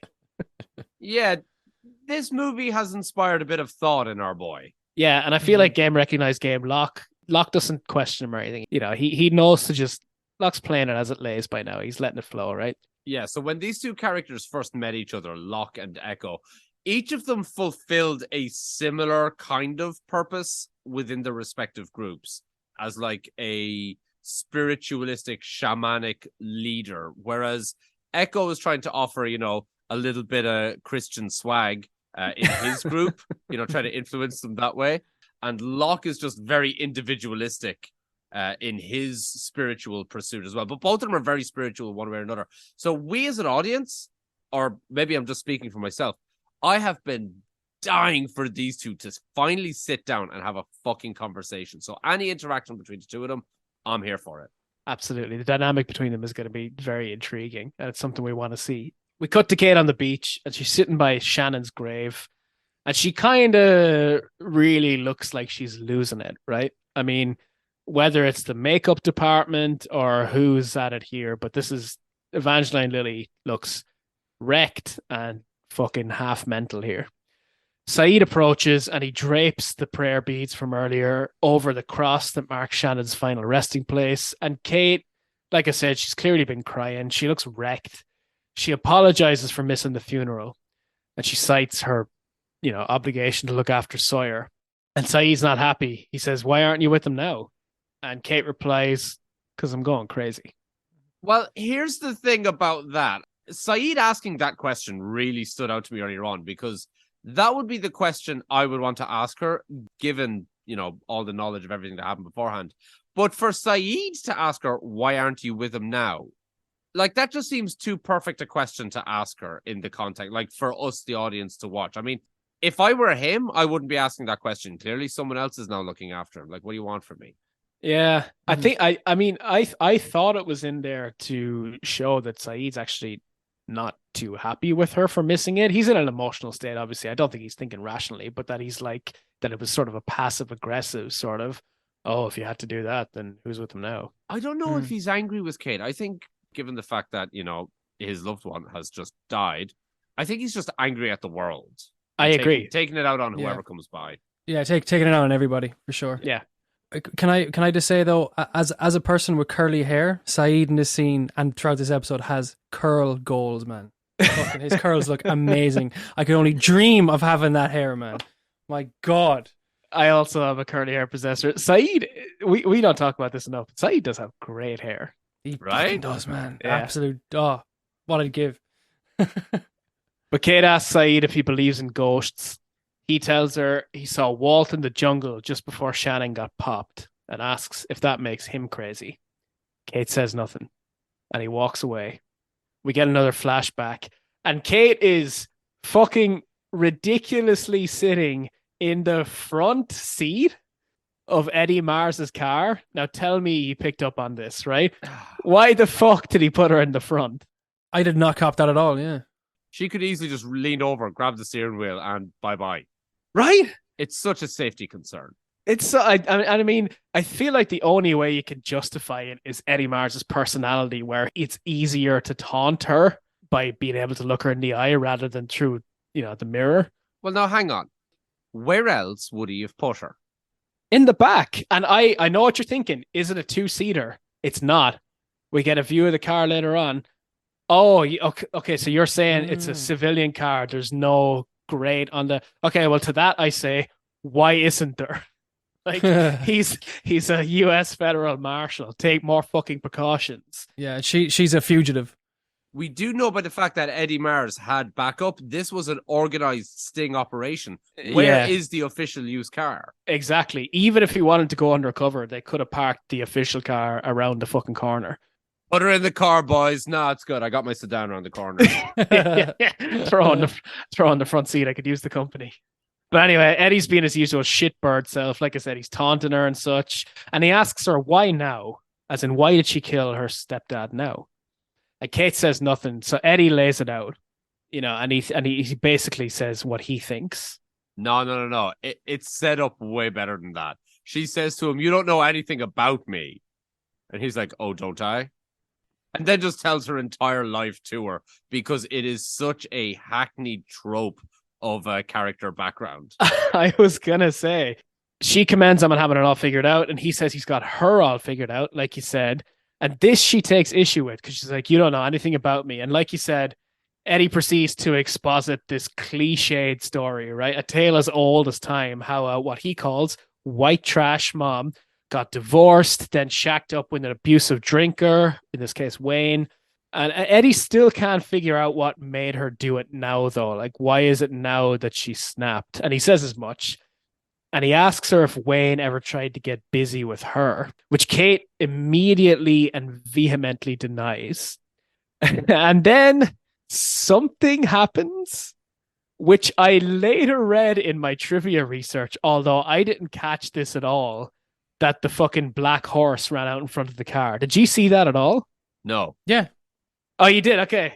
I copped it straight away. I was like, fuck, that was the horse from a second ago. What the fuck is that doing here? Or what is it doing on the fucking island after it's been here, Yeah, well, I saw it after the car crash, but apparently this is why they crashed. Noel, you must have felt the allergies, which is why you got it. But like, I even went back and rewinded it not before I read that it was the horse, but I remember like watching the episode and something happened. And I was like, wait, what the fuck just happened there? I winded it. I didn't catch the horse the second time either. But apparently that's what happens, right? So he gets spooked. It's piss and rain, so the windshield's obscured. Swerves, veers off the road, crashes into a telephone pole. And Kate quickly recovers from the shock to see Eddie face down in an airbag, right? Seemingly unconscious. She manages to get his keys off him before he lifts his head, fucking Dracula style, right? But she quickly takes care that she knocks him back with a box and she can't manage to unlock her bracelets. And he lunges at her again and he tries to strangle her. But she manages to get her legs up and kick him, which knocks him out the fucking door of the car. Did you just call handcuffs bracelets? Yeah. That's what they're called in the street, man. Be cool. Yeah, it's a colloquial name for them. Yeah. Okay, fair enough. And she decides now's her fucking chance, right? She's not going to get a better chance. She fires up the car again and she drives off with her hands still cuffed. And as she reverses away from the pole, she flicks on the headlights and she sees the big, beautiful black horse, identical to the one that she saw on the island. The horse runs off immediately, and Kate reckons that's a good shout because she drives away too, leaving Eddie unconscious on the muddy ground in the pissing rain. I just want to say before we move on that this scene is riddled with goofs, and I can't wait to get to them at the end of the episode. Oh, no way. I was going to jump in and say that scene of her finally pulling away, that top-down shot, that is my favorite shot of the whole episode. It's fucking great. It's so fucking film noir in style. I love it. Absolutely, yeah, it's beautiful. It's like old Grand Theft Auto style. Shout out to Paul Edwards once again.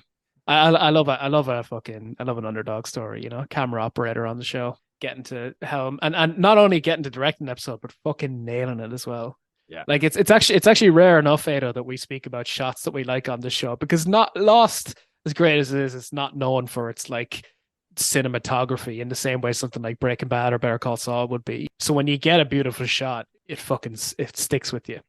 We're back in the hatch with Michael and Locke.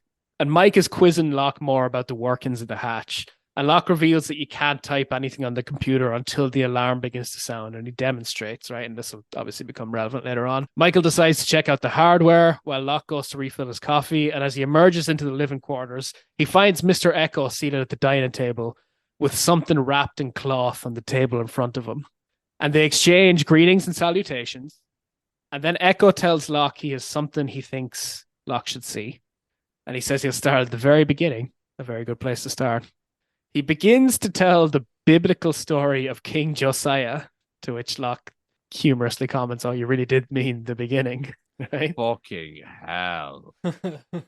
So the Cliff Notes version of this story that Echo tells is Josiah's kingdom was in disarray because people were worshipping false idols. Josiah instructed the hand of the king, essentially, to give all the gold to the workers so they could rebuild the temple. The guy returned with no gold and said they found the book of law, also known as the Old Testament, according to Echo, trivia about that later, which Josiah used to rebuild the temple, essentially like a metaphor for materials didn't rebuild the temple, the word of God did, right? The inspiration that the masses felt by this fucking Christianity bullshit. Have you ever, here's a question, Dave, I know you're a good book reader. Have you ever read a book so good it made you want to build a fucking temple? I haven't personally. If you have any recommendations, like you stumbled across something, let me know. Yeah, the girl with the dragon tattoo, funny enough. Maybe I fucking hated that book. Do you know, I reread it this year and I liked it. I loved it the first time. I read it when I was like 20. Liked it the second time, but it really is very much like author's fantasy. Like yes. the main character is essentially the author, right? It's his, like, the author is a journalist, a Swedish journalist who did all the things the main character did. And every woman that he comes in contact with wants to sleep with him. Like, and it professes to be this like book about women's rights and anti like the Swedish title, I believe the original Swedish title directly translates to like men who hate women. And I guess for the time it was probably pretty feminist, but like we've moved on since then, and it feels kind of virtue signally, but also like, did you read any of the totally sequels? Objectifies. I haven't gotten to the sequels yet. Any good? I'm telling you, I started the second book after that, The Girl Who Played with Fire, I think. Mm-hmm. And literally at the start of it, the main character, spoiler alert, they do survive the first book by virtue of the fact that there are sequels, right? But at the beginning of it, she's literally jet setting around the world, remaining hidden, doing her computer hackery stuff. You know, the impossible shit like hacking the Pentagon off a Game Boy and all this stuff. You know, a real Mary Sue of a character. They go and get a boob job just because they wanted to get a boob job. And it was at that point I realized this guy has no idea how to write women at all. And I gave up. I threw it away. I was like, no, I'm done. And it is funny, and I feel like you might be offended by this or at least amused by it, Ado, where he has no idea how to write women. Like you said, that much is obvious. And at the end, it's just like he kind of covers his tracks by going, she's autistic. Oh God. So any mistakes I've made, it's her neurodiversity. The autism did it. My God. wasn't there movies made of the first book? Has there been sequel movies made since? So I'm pretty sure they made all 3 in Swedish. Only the first book has been made into an English movie. It's a pretty good movie, actually. Right. I watched it like last month because I just read the Daniel book. And Craig, isn't it? Daniel Craig, yeah, directed by David Fincher. Daniel Craig and Rooney Mara. And both of them are, I mean, it's a good movie. I really enjoyed it. Anywho, Locke is sitting there like someone who accidentally invited a fucking Jehovah's Witness into his house, right? Like, but then Echo finally starts to be interesting, and he tells him about the arrow station that the Tailies found, and he unwraps the cloth from whatever it is he has in front of him, and he reveals a Bible. And we've seen him find this Bible before, Ado. Is it a Bible? I believe so. We're at least led to think that, right? Okay.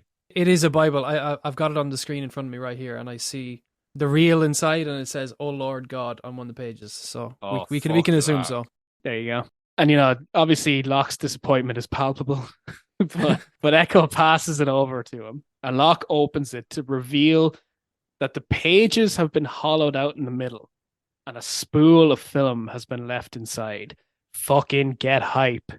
Locke lifts up the reel, and we zoom in to see Marvin Candle, and this is clearly the missing splices from the fucking Swan orientation movie. Oh, getting ready. I'm popping a stiffy for this shit. Yeah. I don't know if you're aware, Noel, but the Dharma lore is like our favorite thing about this show. So this is like a big moment for us.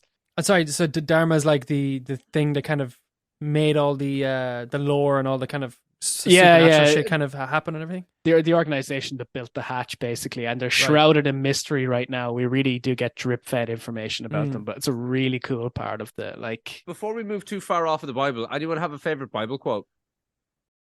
Not all at once, lads. Off the top of my head, I think mine is, "And God said, yea, ye shall smoke weed every day." I did stay in a hotel with a friend of mine I believe back in 2012. We went to see Tame Impala in the Olympia Theatre in Dublin, and we stayed in a hotel around the corner from there, and we went back after seeing the gig, and we had no rolling papers, so we got the first page of the Bible, ripped out the first line and rolled a joint out of the first line of it.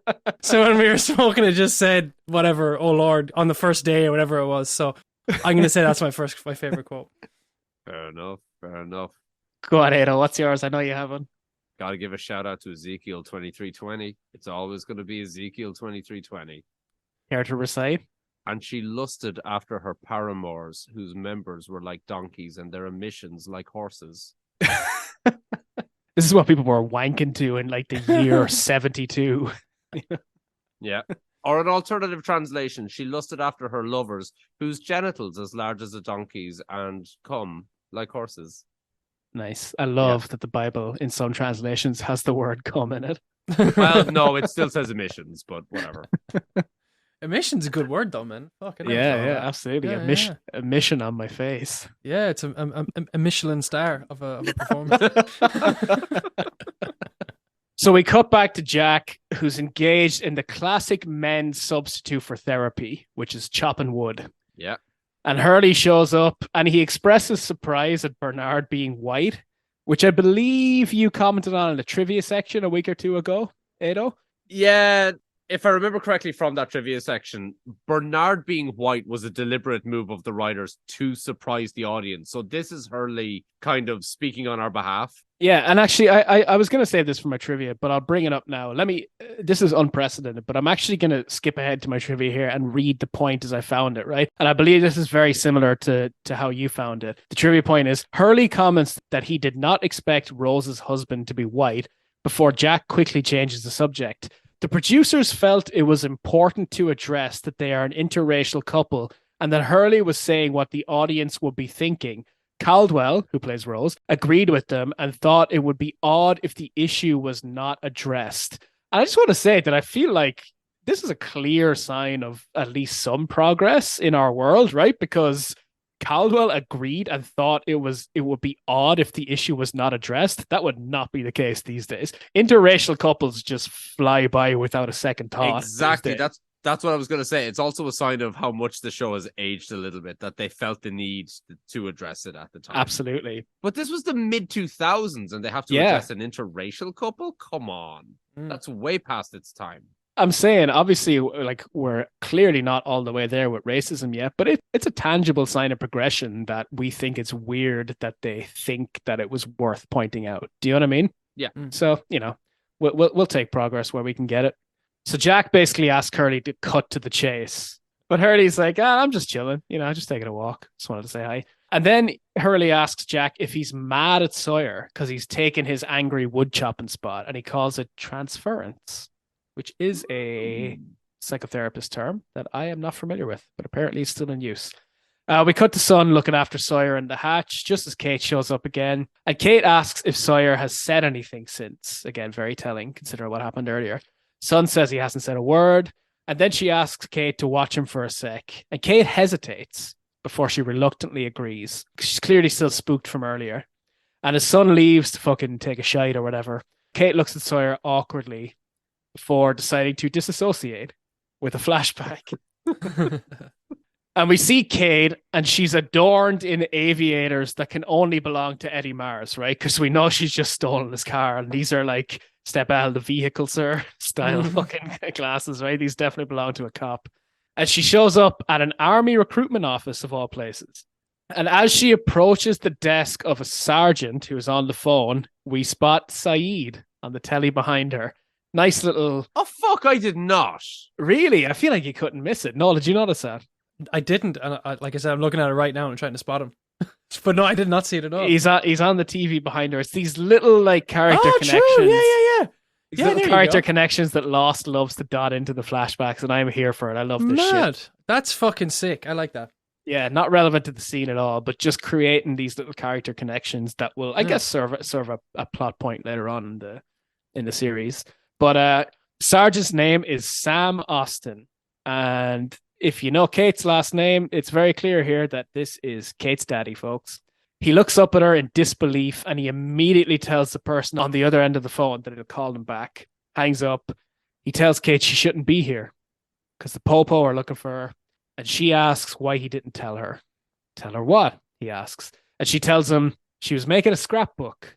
Fucking story time, apparently. She was making a scrapbook for his birthday, and she called one of his COs to score some pics of him in uniform. And the pics she got had dates on them. And they proved that Sam Austin was in Korea up until 4 months, numbers, before Kate was born. Meaning that there's no way that he could have been the one who impregnated her ma. Unless Kate was incredibly premature. She concludes from this that Wayne was her real dad. And again, she asks Sam why he didn't tell her. And Sam, I didn't really like the scene from here. Sam says, like, oh, because I knew you'd kill him. Like, why? It felt a little bit melodramatic, right? I thought I missed something in this conversation. Yeah, it was a little bit dumb. But he goes on to explain that her mother loved Wayne. And I'm trying to put the timeline together here. I guess she was with Wayne, met Sam. Wayne got her pregnant. She left Wayne temporarily for Sam, and then stayed with Sam for 5 years because he mentions, you know, that Kate was 5 when Sam left and he wanted to take her with him, but Kate's mother wouldn't allow it. And then she got back with Wayne once Sam left, right? It makes sense, I suppose. Makes it all the more creepy when... I don't know if this Wayne dude would have known this or not, but it makes it all the more creepy when he's like, "You're damn beautiful." Yeah. On the start of the show. He's like, dude, like, come on. Absolutely. It adds an extra layer of fucked up to this whole situation for sure. And it kind of paints why Kate was so insistent that he never touched her, right? Because it's like the idea of it, now that she knows that it's her biological father, absolutely sickens her, understandably. I mean, even if it was her fucking stepfather, it would be bad enough. But and her dad here, and he's played by an actor named Lindsay Ginter, and I gotta say his acting is really good here. For a bit part, he plays it really well. You know, he's holding back the tears. He's again. I thought it was shite. Oh, interesting. Okay, because so we had this discussion a couple episodes ago about the merits of like subtle acting and how you don't just need to be overly dramatic to be a good actor. That sometimes good acting is in the subtle. I thought it was good. I felt like this guy, he gives a little whimper. he's holding back the tears. He's an army man who's not afraid to show his emotions, but is afraid to show them in front of his inferiors, for I lack of a don't better know. word, I guess. Just the way it came across to me, this guy delivered his lines like he was fed each one right before the camera started rolling. Right. See, I don't disagree with that. I feel like most of his dialogue was wooden enough, but when it was time to sort of give this little, this man whimper and this holding back the tears, I thought that he showed up. He earned his paycheck there. You don't think so? I mean, that's acting. He achieved the bare minimum of what was required. What I'm saying is he didn't exactly go above and beyond. It was serviceable, right. Okay. but I just didn't think it was very good. I think I'm just being a sucker for someone doing something that I wouldn't be able to do again. It doesn't mean it's good. I don't have a driver's license. I can tell when people are driving like shit. But then Kate unfairly asks, "So why didn't you kill him?" Again, another one of the lines I just hate in this scene. Like this conversation doesn't make sense. It's dumb, right? Mm. And he says he doesn't have murder in his heart, even though he's a U.S. Army sergeant. I'd say the body count on that man is something shocking too. If he's at a desk now and he's the age he is, you assume that cunt's been through the shit and he's got numbers on him, man. He's oh, it's a Middle Eastern child. That's different. Yeah, that dude has a fucking Dulux color grade in his inside pocket to decide if someone's the right shade. He's like drunk, wife abusing white dude from the South. Nah. But a young Arab child who is possibly running errands for the Taliban, pop that motherfucker. He then says that he's going to have to alert the authorities. Kate requests an hour head start, and he agrees, which scores him a beautiful hug from his daughter. It's a very sweet scene, but I couldn't help but think that so far, Wayne is the only parent Kate has who hasn't ratted her out to Johnny Law. So he's got that going for him. Sam has a little cry to himself as Kate says, "Bye, Daddy," and leaves. Back in the hatch, Kate approaches Sawyer with trepidation and asks if he can hear her. He says nothing, so she tries asking if Wayne is on the line. And Sawyer mutters something in his sleep, so Kate continues under the assumption that she's chatting to Wayne now. And she says she wants to answer his question from earlier, which is why did she do it? And she says it wasn't because he drove her dad away. It wasn't the way he looked at her. It wasn't even that he beat her ma, which, ouch. It's that she couldn't stand that Wayne was a part of her. And that every time she looks at Sawyer or feels something for him, she sees him. To sum it up in a phrase, daddy issues. Complete daddy I was feeling issues. this scene, man. I was feeling the performance anyway. I was like, wow, yeah, fuck. Actually, when she mentioned like him being part of her, it seemed a bit like it was intense, Is this a bit of an Electra complex, maybe? What do you mean by that? The Electra complex. It's the opposite of an Oedipus complex. Like Carmen Electra? No, not like Carmen Electra. Babe. So if she sees her biological dad in Sawyer, but has the hots for him, it's like an Oedipus complex, except with the gender switch, which is called an Electra complex. I didn't know that. See, here we are learning. All right, so here's how I felt about this scene. I felt that this was very spelled out. And maybe I am, and I don't mean to sound like an elitist prick here, but I sound like I will be. Maybe I'm overestimating the average viewer's ability to critically assess television. But I feel like this is quite insulting to the audience's intelligence here. While I agree with you, Noel, that Evangeline Lilly is a great performance here, she is basically interpreting what the writing has already told us out loud for everyone. So you hear about show, don't tell, right? This is basically show, then tell. In my view, like this was all implied, but then they felt the need. Maybe people won't get it, so let's just spell it out here. Do we agree, or am I just being a cunt? No, that's a good point, man. I feel it.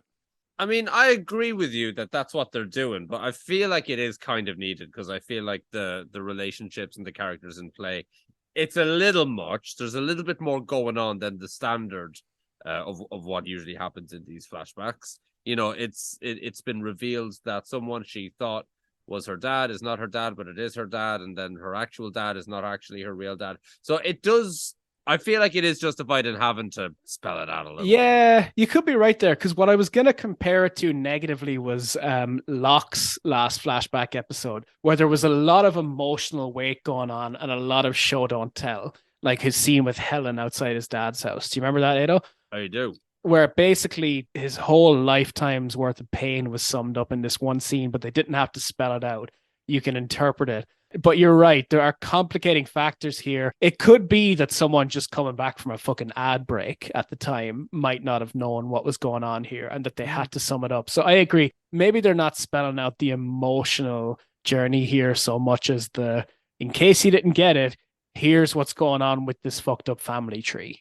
All right. Okay. I accept that. I feel like that's probably necessary for network television at the time. You guys probably said it a million times on this show, but I totally forgot about ad breaks even being a fucking thing. Even the consideration for these types of shows for back in the day, like, you know, it's mad. I've said it before, I'll say it again. This was channel flipping culture. You could just flip on Lost and it might be halfway through an episode and you could be like, fuck it, I'll watch the rest of this. Do you know what I mean? So they do have to take that into consideration in the writing. It's an absolute fucking damper on creativity, I feel like, but it was what they had to work with at the time. Yeah.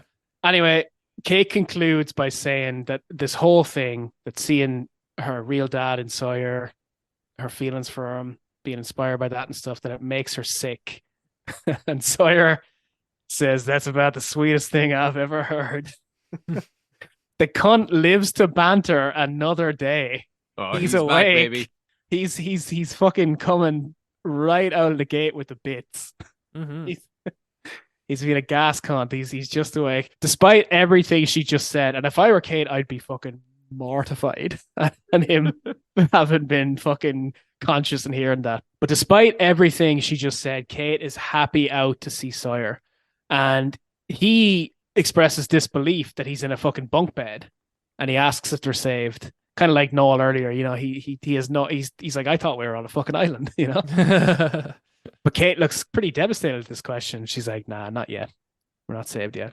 After being out of it and losing a bit of time and waking up, Sawyer is just excited at the prospect of NoExit's new album possibly being out now at this stage. Hey. Catch it wherever you listen to your music. I was going to ask what got him, like, where would he have been put unconscious, or where was he knocked out before to wake up here? He got a bullet in the shoulder from the others earlier on in the season. True. As you remember, Jack talked about, he pulled it out of his own shoulder, but it went untreated for a few days. And so the wound got infected and nearly killed him, basically. Lovely bit of sepsis bites, huh? Yeah, absolutely. We cut to Locke and Echo, and they're engaged in a little art project of splicing the movie back together. And Locke is finishing up. He's delighted with himself. And he marvels at just the sheer fucking chances of all this happening. But Echo tells him not to mistake coincidence for fate. Bullshit. Hit me. If he's going to go off on his fucking high horse talking about don't mistake coincidence for fate, what was that fucking biblical monologue all about earlier on? Well, isn't that fate also? Or is that faith? Is he missing a H here? And an I. Lose an E.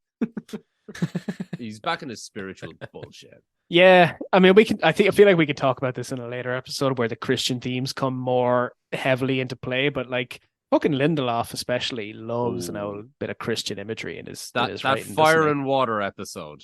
Yeah, which we previously discussed with Lost in My 40s. That's the only reason I remember which episode it is. Yeah. We'll get to it. Kate has Sawyer up and walking again, his arm slung over her shoulder, which is an interesting parallel to her opening flashback with Wayne, right? Like the fact that she says she sees Sawyer, she sees Wayne in Sawyer. This doesn't help.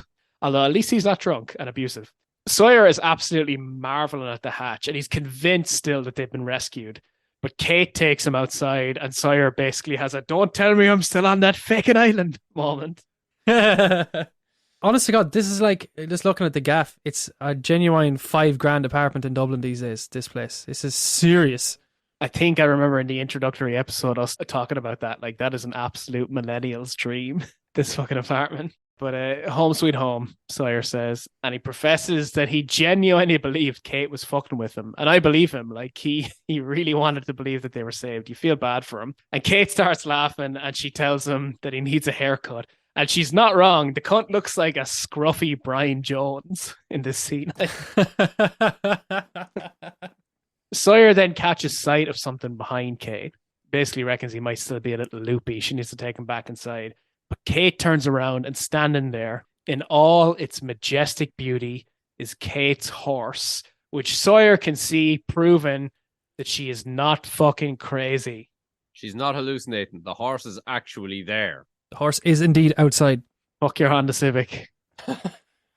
Kate approaches the horse and she begins stroking it, which it accepts for a few seconds before trotting off. I get the impression that this horse doesn't like people a lot, probably because it's not conditioned to them. It's been wild for ages, I assume.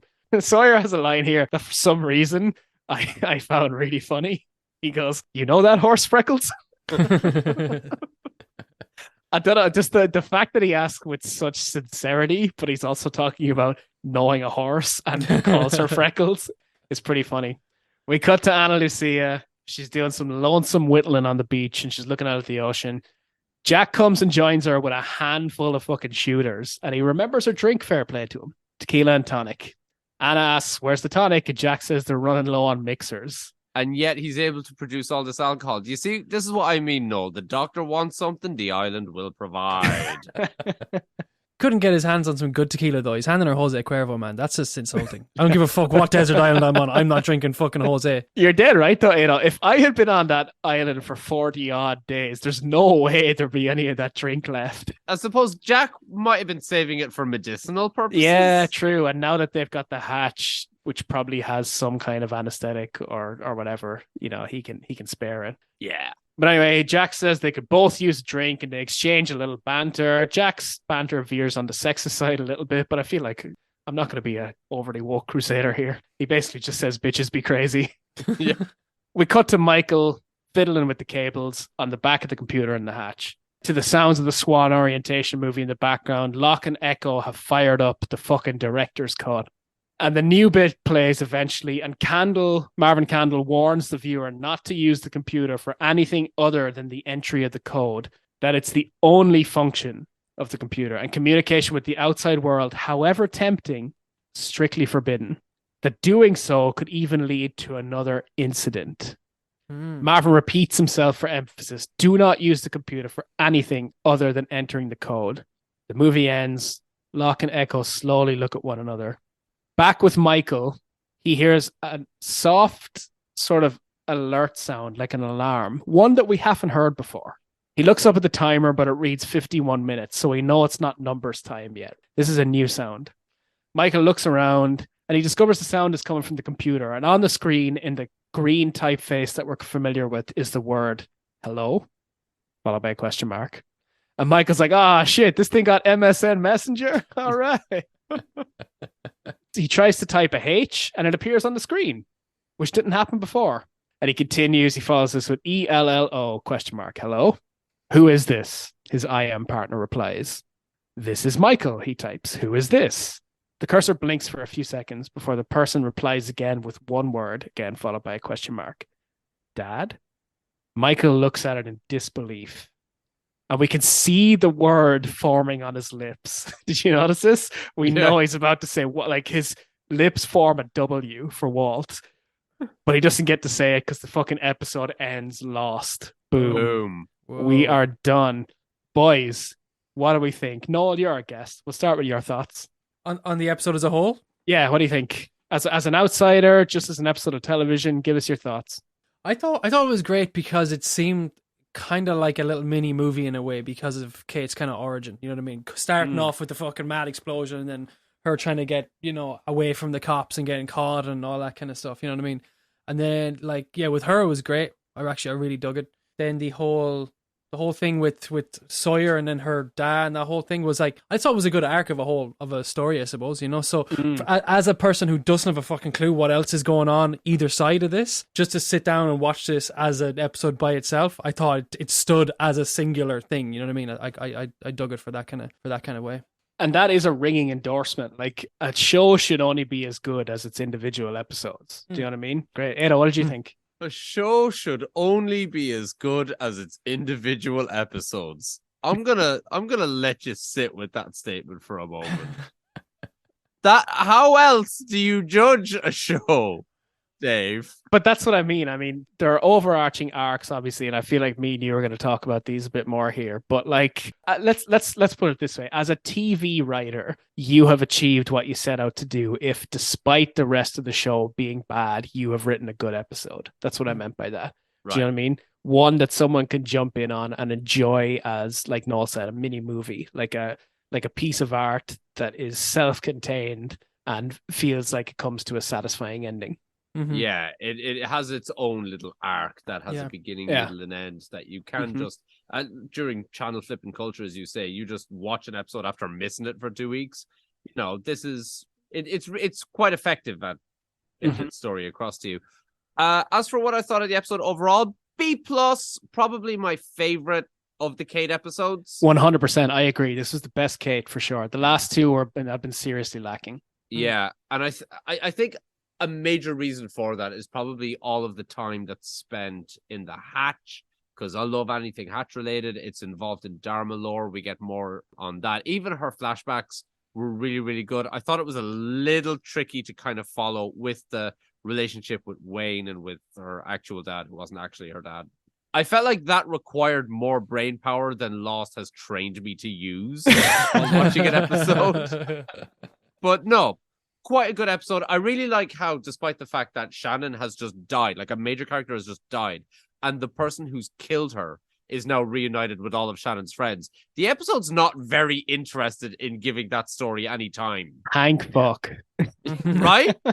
Like, Ana Lucia wants nothing more than to get on screen and be mopey in front of us, but the show's like, no, we ain't got time for that. Go away. Shannon has been positively swept aside, and we couldn't be happier. Like, I loved the horse motif as well. Him popping up and like being the reason for the car crash, and like popping up when she was with Sawyer, and like I thought that was really nice because despite the allergy, I love me a horse. Horses are unreal, so you know I always like seeing them pop up like that.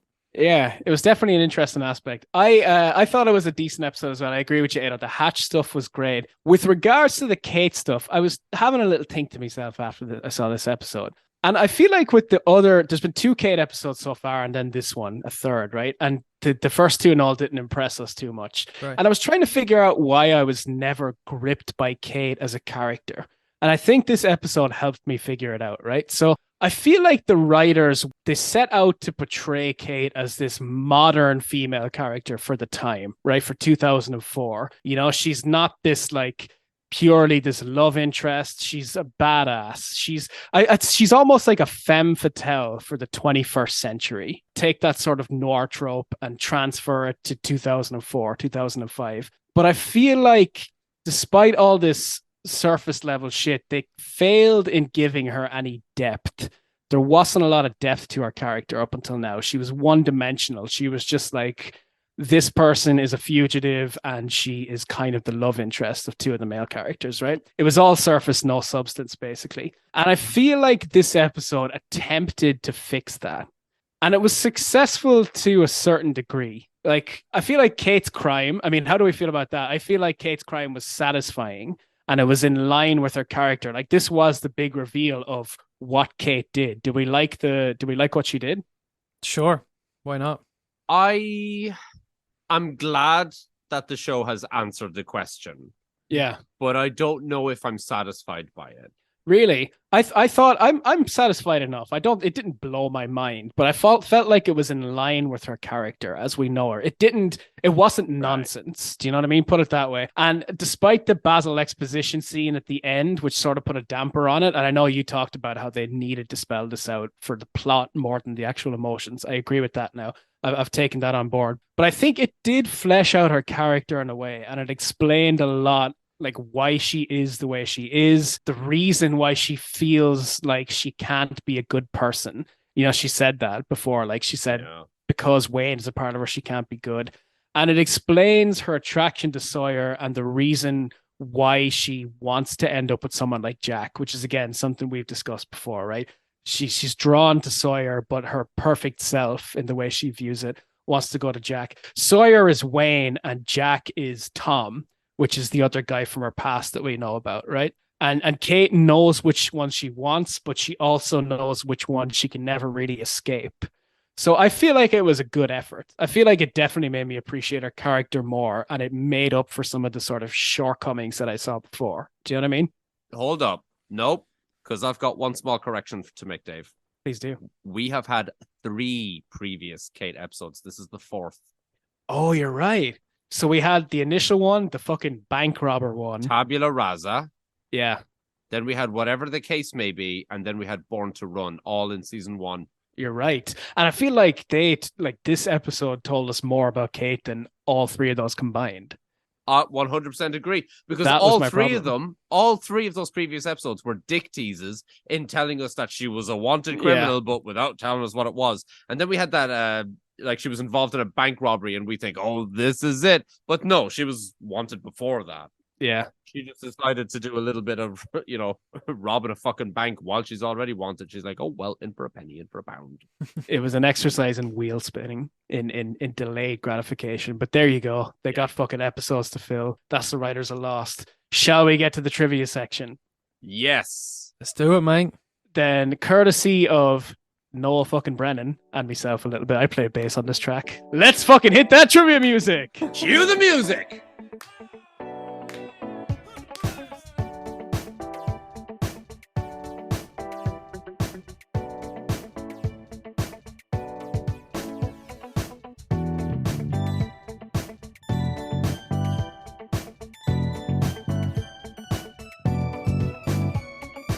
So first, weird little bit of trivia here, very inconsequential.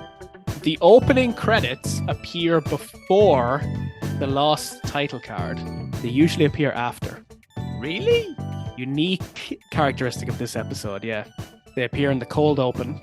All right, so I hinted earlier that there were a couple of characters here who barely ever talk, but they spoke in this episode. Are you ready for this? I was blown away by this trivia. Hit me. This marks the first time in the entire show that Jin and Locke exchange dialogue. Wait. No. It's true. I got the receipts. As if that wasn't enough, they will not exchange dialogue again until season 5. Holy Whoa. shit. Fucking hell. These cunts never talk to each other. When What? did they talk to each other in this episode, actually? When Locke cut off the handcuffs. Oh. It's the only time they've ever exchanged dialogue. Funny enough, Daniel Day Kim and Terry O'Quinn, who played Jin and Locke respectively, would later share a lot more scenes on Hawaii Five-0, which is a show that Daniel Day Kim stars in. I believe Terry O'Quinn guest starred in it. Maybe he is on the main cast. I'm actually not sure. I didn't look it up, but they talk a lot more in that show than they did in Lost. Amazing. Mad. Yeah, I love that bit of trivia. Got a couple of deleted scenes here. One deleted scene from this episode shows Libby introducing herself to Claire, 2 characters we didn't see at all in this episode, but they were in a cutscene. Libby compliments Aaron, the baby, and then she takes Claire by surprise by informing her that Claire is wearing a shirt that belongs to Libby. She obviously salvaged it from the luggage, right? Characteristic of Libby's sweet nature, Libby tells Claire that it looks good on her and that she should keep it. Oh.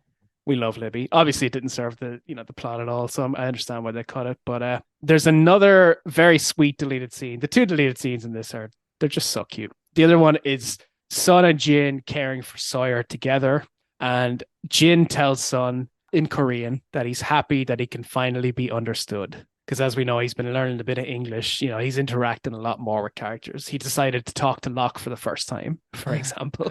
There's no better way to learn a language than getting stuck on a deserted island with only people that speak a different language. Yeah, So, there it's you a good go. it's a good way to learn English, man. Fuck. Yeah, that's going to be my tact for Spanish someday. Yeah. Oh man, as someone who's trying to learn French, the absolute last thing I want is to be stuck on a desert island with a bunch of French people. Holy shit. All they'll do is make fun of you, man. That's what they'll do. Every syllable you get wrong, man, they will fucking point it out. They'll do it. Would you accept French Canadian? They're even worse. They really are. Actually, Ben out of NoExit is French Canadian, so I can vouch for him being the worst. So yeah. Now, when I talk about people like this, please note that it's from 16 years experience of working in hotels and dealing with people from all around the world. So there is no smoke without fire. These preconceived notions of what people from different countries are like are born entirely out of experience. You're saying the generalizations are justified. Great take. Semi-justified. You can't tar everyone with the same brush. Of course. And if you want to hear more about my relationship with the French population, just wait for a future episode where I tell you about the time I went to see Black Panther. Oh, sneak peek for what I forgot to mention this. This is our mid-season finale. So oh man. Should have said it up top, but we are taking a break for Christmas after this. So we will get to Ado's Christmas story early next year. Have a very lovely holiday, everyone. Next bit of trivia. Darlton, that is Damon Lindelof and Carlton Cuse, showrunners of Lost. So before I say this, I should say it is never actually confirmed in the show that it is Walt who Michael is talking to on the computer at the end, but Darlton had confirmed that it is so. So it's canon. He is talking to Walt. Walt, Noel, in case you don't know, is a captive of the others right now. That's the kid, isn't it? Yeah, that's Michael's son. Hence the dad at the end of the episode. The actress Beth Broderick, who plays Zelda in Sabrina the Teenage Witch, and also Kate's mom, Diane Austen. She appears, this is a kind of a silly little bit of trivia, but it's interesting. She appears as a waitress in the diner, not only in Lost, but she also plays a diner waitress in the TV show Under the Dome, which is based on a Stephen King novel. Now, I wouldn't find that trivia point interesting enough to include usually, but there's an addendum. There's a song that plays in the diner when Kate shows up. It's called The End of the World by Skeeter Davis. And this song is also played in the show Under the Dome. Ah, no way. Cool. That's nice. I like that. That is it for my trivia, but I got some goofs for my boys. It, baby. Are you ready? Nice. I got quite a few goofs for this episode, and we'll close it out with this, and they're good ones as well. Strap in. So first goof, when Mr. Echo tells Locke the story about King Josiah and the Book of Law, he refers to the Book of Law saying, "You may know it as the Old Testament." Wrong. The Book of Law is actually another name for the Torah, which only compromises the first 5 books of the Old Testament, Genesis through Deuteronomy. So Echo is inaccurate here. He's half right. He's like, I don't know how many books are in the Old Testament. Is it 7? He's 5/7 right. Now, it is possible that he's just dumbing it down for Locke. True. Maybe. He's just simplifying, right? You might know the Book of Law as the Old Testament, when it actually just contains most of the Old Testament, not all of it. I just looked it up here. I said the Old Testament has 7 books. It actually has 24. Never mind. Holy shit. So I was a bit off. It also says in the Wikipedia, often abbreviated as OT. To me, OT is overtime. And that's how you know I have worked too much in my life. Yeah. Okay, so I mentioned earlier how the scene where the marshal crashes the car is fucking riddled with goofs. So let's get into it. Mm-hmm. So when the marshal crashes his car, the airbags deploy and smoke comes out of the front of the car.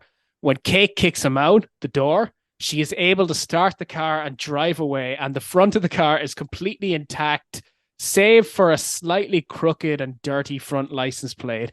And also the airbags are nowhere to be seen as she drives off. So the missing airbag is something that I picked up. That's the only goof I could find this whole episode. Well, here's another one. Additionally to that, right? Expanding on that, in most cars, after the airbag deploys, the whole steering column needs to be replaced, and the car wouldn't actually be able to drive at all. Oh, wow. That makes sense.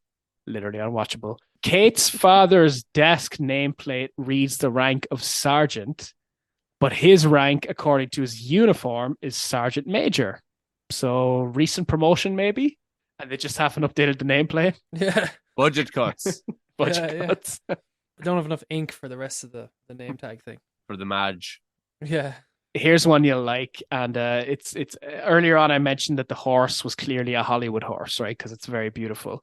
And I also really quickly want to shout out the new Jordan Peele movie, Nope, which the main characters in that they deal with horses on movie sets. It's a good movie. Go see it if you haven't seen it.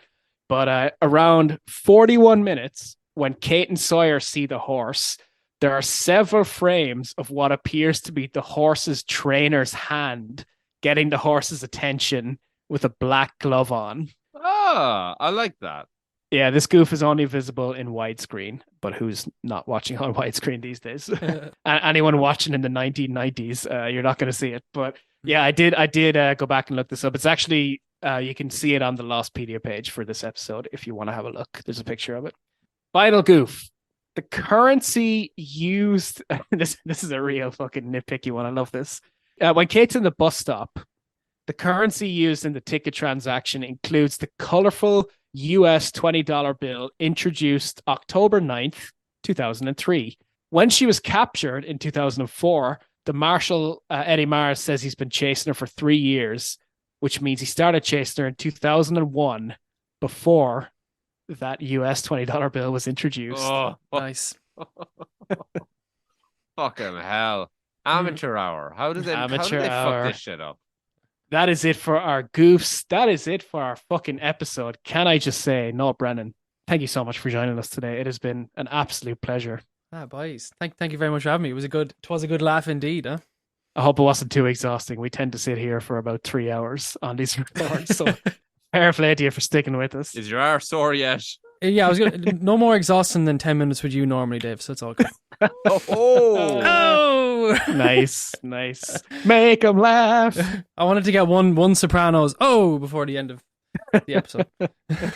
Please do check us out on the socials. Check out NoExit. We're going to play a song on the way out. We'll get Noel to talk about that in a sec. But before we do, Ado, do you have a theory for this week? I do indeed. My theory this week is that after Kate's time on the island, she goes into the music industry, changes her name to Kate T. Tunstall, and writes the song Big Black Horse and a Cherry Tree. Whoa. Well, you heard it here first, folks. We are going to go out with a song from NoExit. I believe the song is called Easy Life. Is that right, Noel? It's An Easy Life. Yeah, that's the one. An Easy Life. Tell us about this song.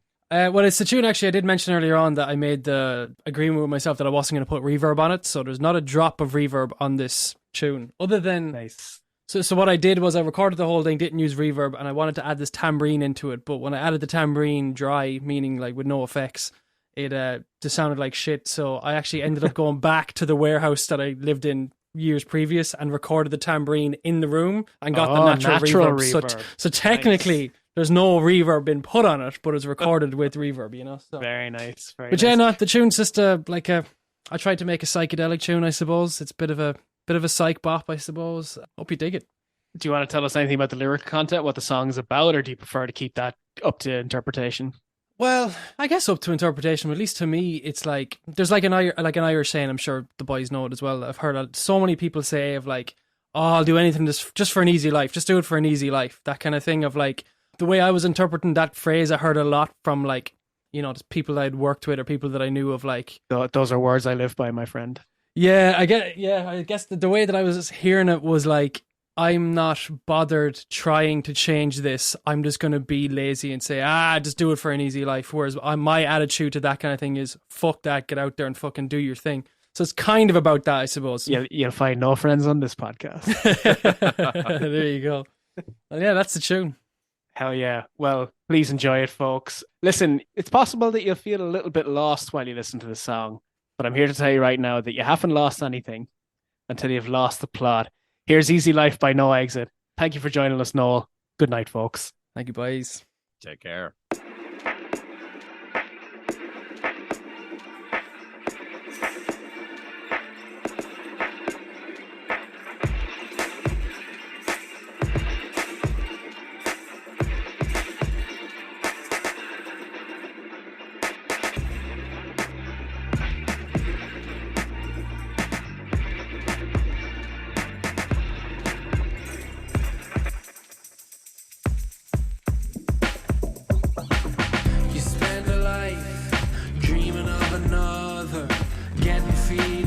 Nothing else to uncover.